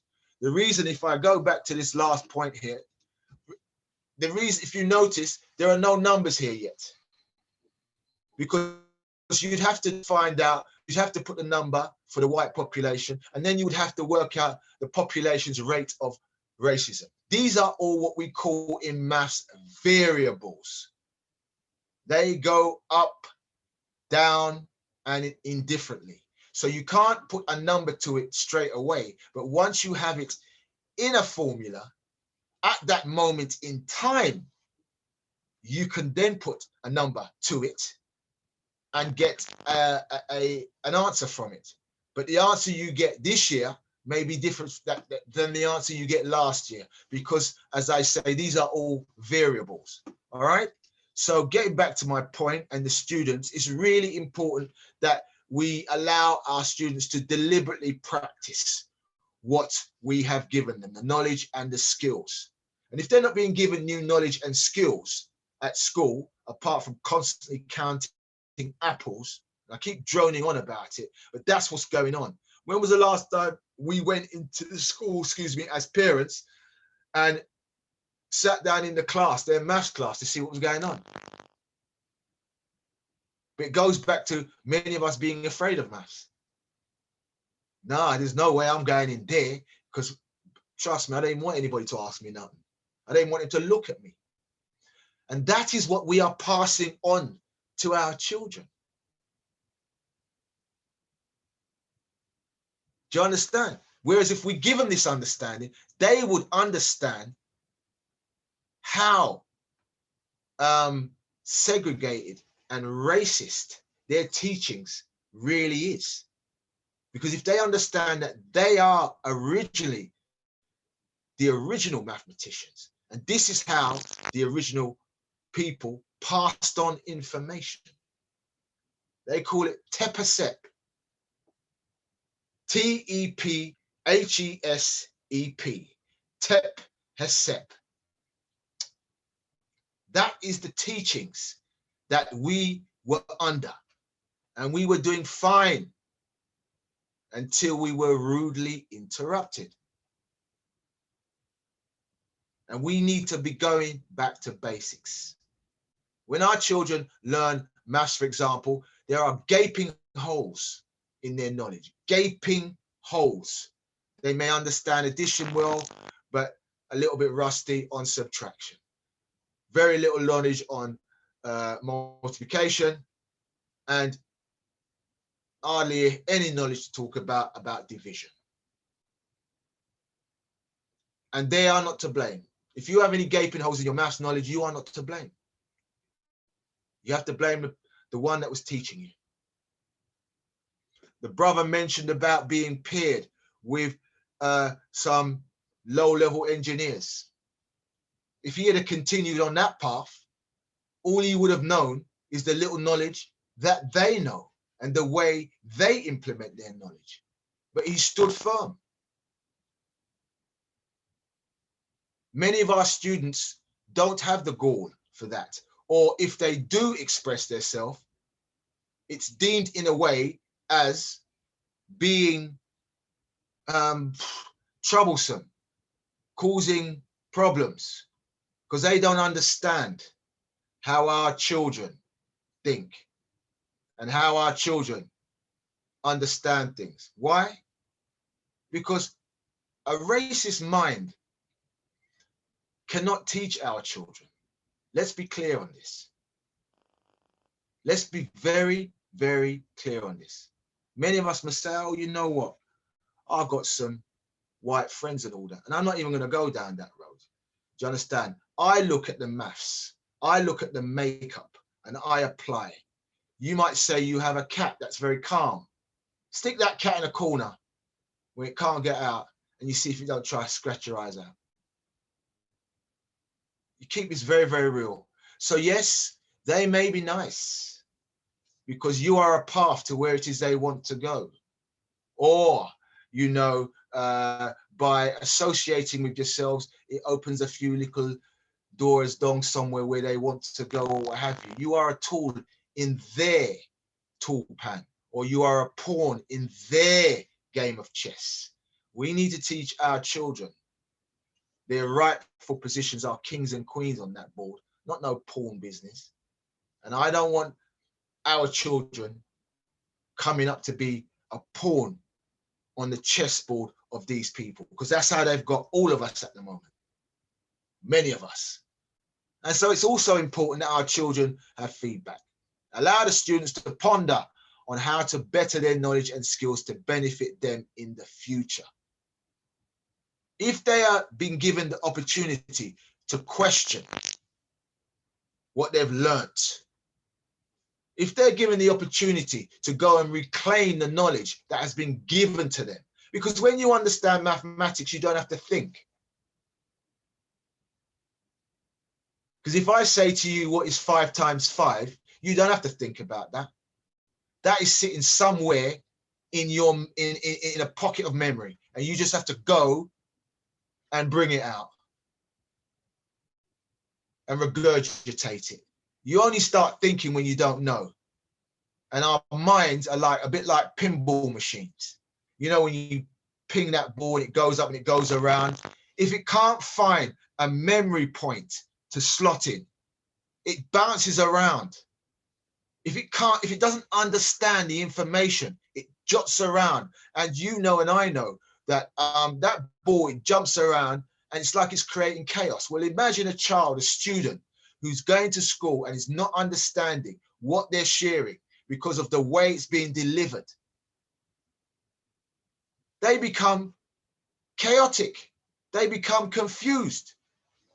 And they are like that ball bouncing around, trying to gain understanding, and there's nobody there to give them understanding.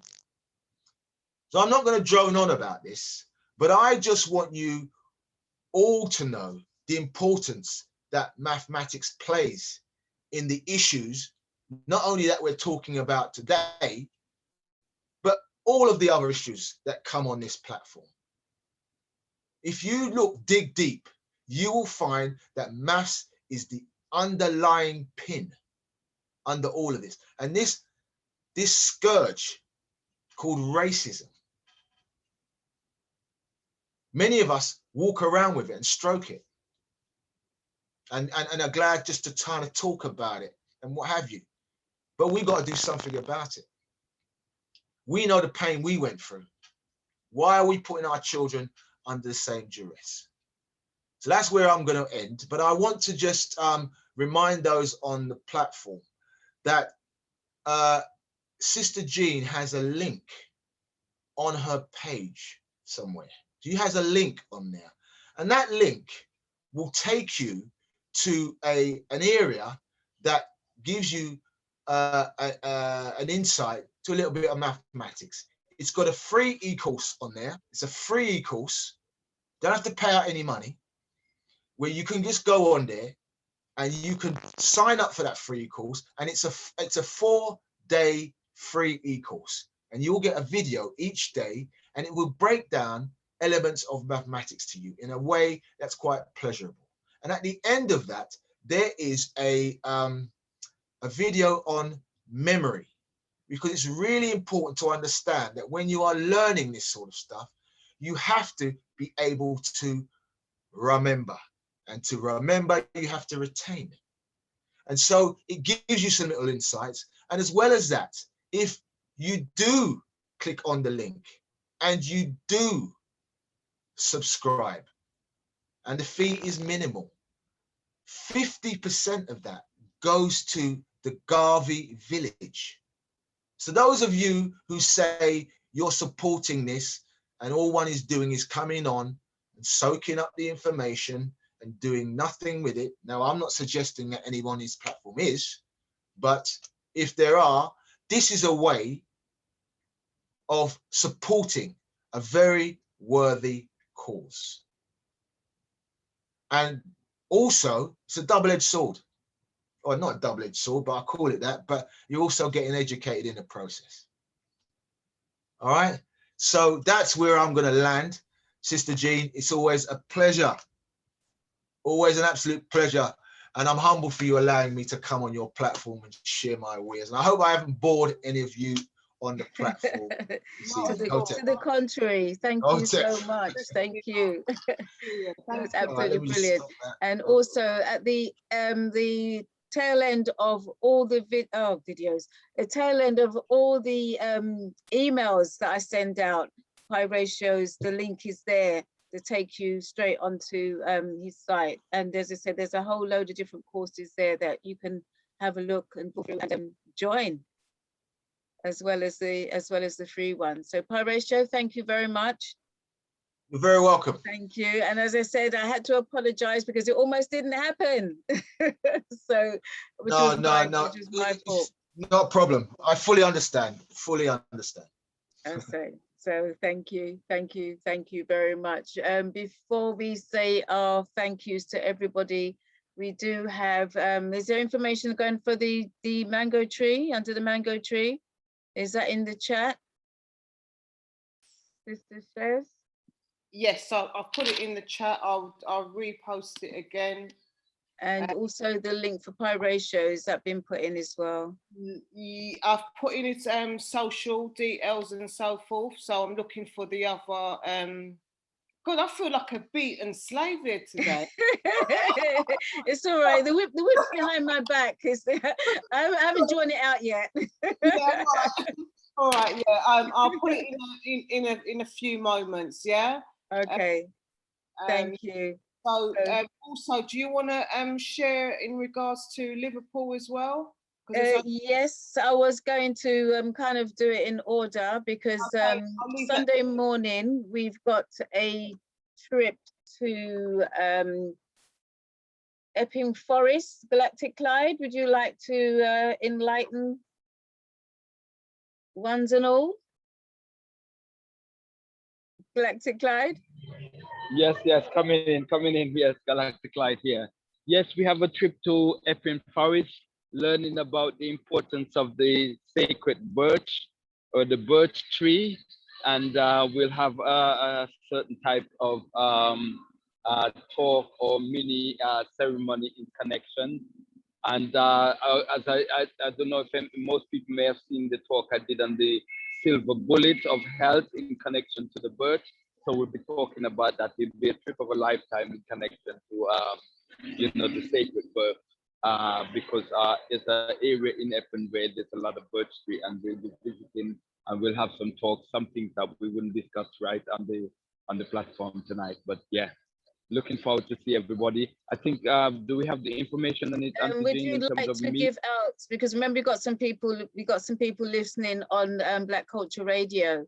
So if you can give out your telephone number slowly as a contact for Sunday, so they can get in contact with you for the meeting points Sunday morning, and any other information they'd like. So if you'd like to give out your telephone number. Yeah, telephone number is 07961 476 356. That's for Galactic Clyde. That's 07961 476 356. You're gonna have to say it again, but slowly. Okay. Yes. The reason why we're doing it is because we need to know what the numbers is, so that everybody would be accounted for in terms of what we'll be doing in connection. Yes. So it's 07961 476 356 for Galactic Clyde, and so we can slot you in for that. They know who's coming and where we go, where the meeting point's going to be.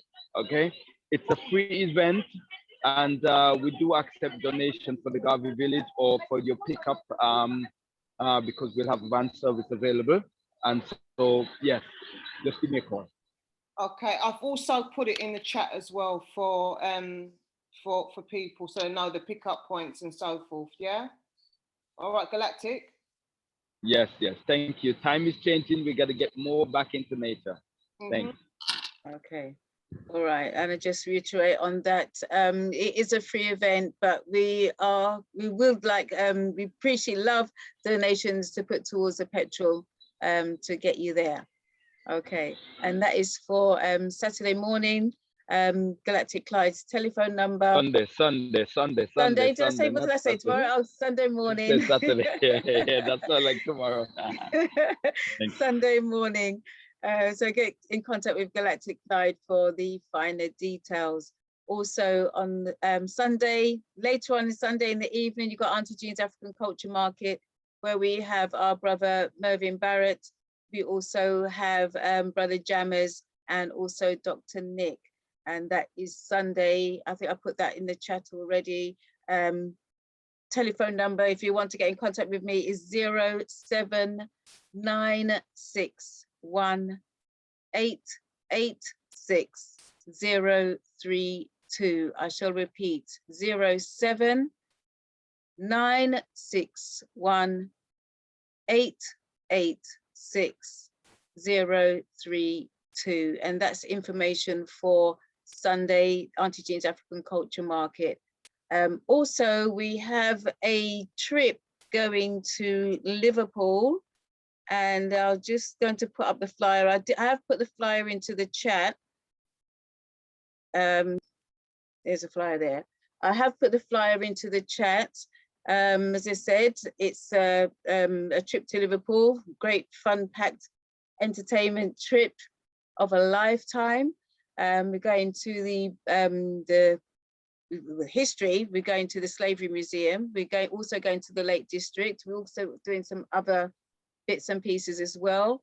We leave to go to Liverpool on the 14th of July, and we'll be returning on the Sunday, which is the 18th of July. We have our early birds tickets, which is £250. And that is before the 16th of July, and thereafter it will be £300. Accommodation, before the 16th of June. You said the 16th of July. So the 16th of June. Oh, sorry, 16th of June is the, I should have let you do it. So is the deadline for the early bird. So thereafter the 16th of June is £300. Okay, and travel and board is included in your price, but obviously you have to bring your money for food and anything else that you want to bring. Anything you'd like to add to that, Sister Shez? Yeah, I'm just like looking forward. I think you said it so eloquently, even though you tripped up on the 16th. I won't mention it again, but no, I think it's going to be a time for us to look at the dark tourism of racism that's happening in Liverpool. We're going to be visiting there because there's so much, even more so with the Slavery Museum. There's other parts like Duke Street and so forth where they've actually still got the shackles of where they used to keep our ancestors. So yeah, and there's going to be people that's actually seen it. They won't allow us to see it, but there's actually people that has witnessed this, and it has been colonizers that have witnessed this. So yeah, it's going to be a very, very interesting trip for us to open up our eyes, and to also for the Garvey to make sure that we expose this form of racism that takes part in Liverpool. Pyracia, I see you got your hand up. Is there a question? Yeah, just a quick query. The question I wanted to know was is there? I was looking at the price there. Is there a price for the family? Oh gosh.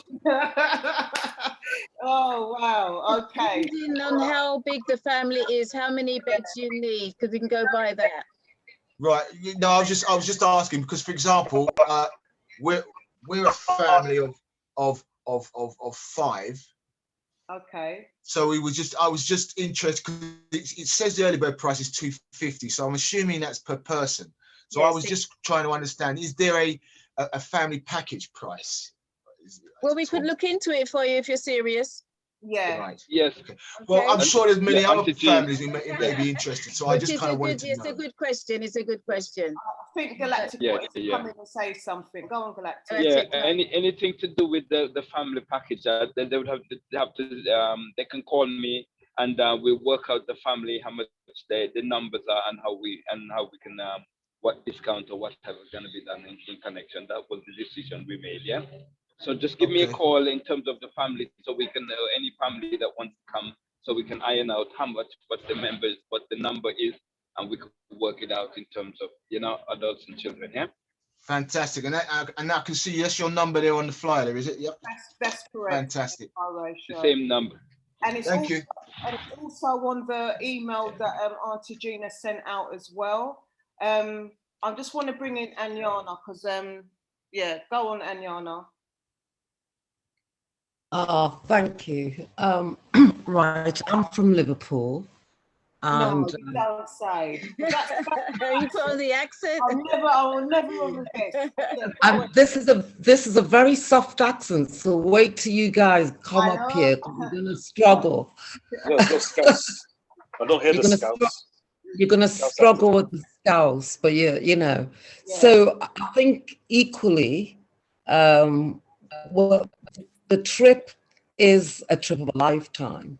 It's an opportunity to explore some of Liverpool is the center point of enslavement, of our enslavement. And so what you will witness, even when you go towards the Mersey, is the spiritual ancestors actually touching you. And even the Duke Street building has been politically a cover-up. And I tried 2 years ago to raise awareness from a oral story that a Merseyside pensioner had revealed. Now, this pensioner is 74 years old. He's white, But he tells me and told me 2 days ago that the memory of what he saw, which is shackles underneath the tunnel, another tunnel, and so on and so forth, because he was a nosy git, as he described himself, still haunts him today. So when we go there, it's not a sightseeing, it's to make some noise to the local authority that that building, which they have now used and turned into I think it was a restaurant and something else, and now it's a boarding place. They need to listen to us and take note, because it will be like finding Tutankhamun's something and ignoring it. They would never do that. So they really need to give us the opportunity to explore what someone has witnessed that building was used for. For me as well, there's also a very important reason why this visit has been arranged. And Carl Grant is one of those reasons, because there is an endemic, systematic racism. We've been talking about racism all night. And again, Liverpool is the center point of that. And the criminal justice system has been oppressing us without any constraint, restraint, or opposition. And so it's a important moment that our voices will be heard in Liverpool, and that this injustice that has prevailed unchallenged is now being tackled. There is people who are going to put some action towards that. So I want as many people to come to Liverpool as possible. So please get in touch with Galactic and book as many, bring as many of the families as you can, and let's make it a momentous moment. Yeah, Thank you. Thank you, sis. I think quick question from Mimi, and then we need to wrap this up. Mimi, do you want to unmute? Oh yes, thank you. Can you hear me? Yeah, I can hear you now. Yeah, thank you. I just wanted to find out what the if I could get myself to Liverpool, because I don't live too far away from Liverpool. Brilliant. I'm actually in South Yorkshire, and so it's probably about 90 minutes away driving. Okay. So I want to know, what's the possibility of just staying in the accommodation that you have you're going to supply, and how much would it cost? I would say to get in contact with Galactic Clyde for the finer details of that. Yeah. You've got his number there? Yes, I took it down. Yeah, Thank because you. in your case, Mimi, it would be just accommodation, not transport, because you'll be coming there, yeah? Yeah, that's so my we'll discuss the accommodation for you, yeah? Okay, no problem. I've got your number. Let me just confirm it with you. It remember- is 0796147356. Is that right? Yeah, it's also on the You flyer. got it, Mimi. All right. Thank you very much. Sorry, Mimi. It's also on the emails. Please read the emails what Auntie Jean is sending. It might seem very long, exhausting, but it's not. It's got so it's on there.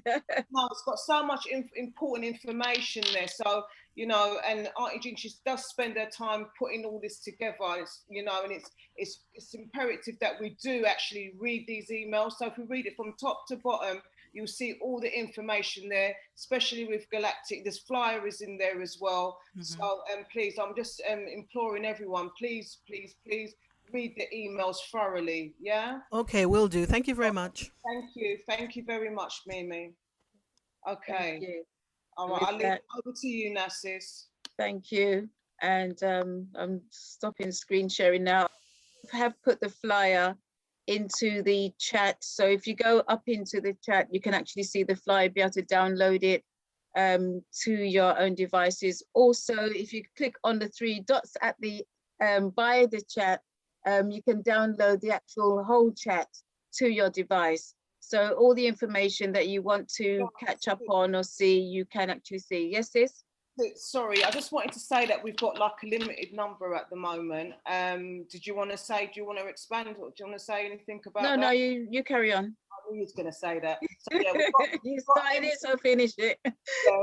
All right, okay. So yeah, we've got a limited amount. There's some that's been allocated already. So if you really are want to, I'm not just pushing it as a salesperson, but I would implore you to get in contact to make sure that you avoid disappointment. Yeah, with two S's. All right. Okay. All right. Give thanks. And I'd like to say a big thank you to our young brother, Joshua Brown Smith, for giving us an introduction to himself. As I said, it's not going to be the last time. It's the first time, but it's not going to be the last time that Joshua is going to be invited to the Garvey Village platform, because it would be very interesting to see his progress and what he's actually doing. Because I mean, what he's doing at 15, there's a lot of people who are not even doing now, in decades, in their own decades. So it's very inspiring as well as interesting to see and be able to watch his progress. Also, a big thank you to our brother, Paul Grant, who's going to be accompanying us also to Liverpool. So if you want any advice, then you'll have him by a captured audience. So I love that. My God, it's going to be holding Paul every minute now. My God. You're not going to stop him now. Anyway, and also big thank you to our very own Dr. Lyndon Waters for bringing a topic that is very, as I said, very current. It's always been current with us, you know, racism, and also to pi ratio, telling us the maths of racism and how it all comes about. So big thank you to all our presenters for making this happen and making it work, and apologies again for my error, but it's worked out beautiful in the end. So thank you everybody. Thank you everybody for joining us. Thank you everybody who's listening on Auntie Jean's Own and Black Culture Radio, which is all the W's, blackcultureradio.com. Looking forward to seeing you on Sunday and listening to you on Sunday. Thank you to those who's listening on Facebook, and a big thank you to everybody who's joined us this evening. So well done, thank you, and looking forward to see you, if not Sunday morning, when we're going to Epping Forest, and that's another Garvey Village trip. I haven't been there since I was African Culture Market. I haven't been there since I was a kid. A child, you were since when you was what? Do you have... I made a mistake. I was going to correct myself. Okay. All right then. Good night on Facebook. Thank you. Was that where we were the other day, Epping Forest? Yes. That's right. Yeah.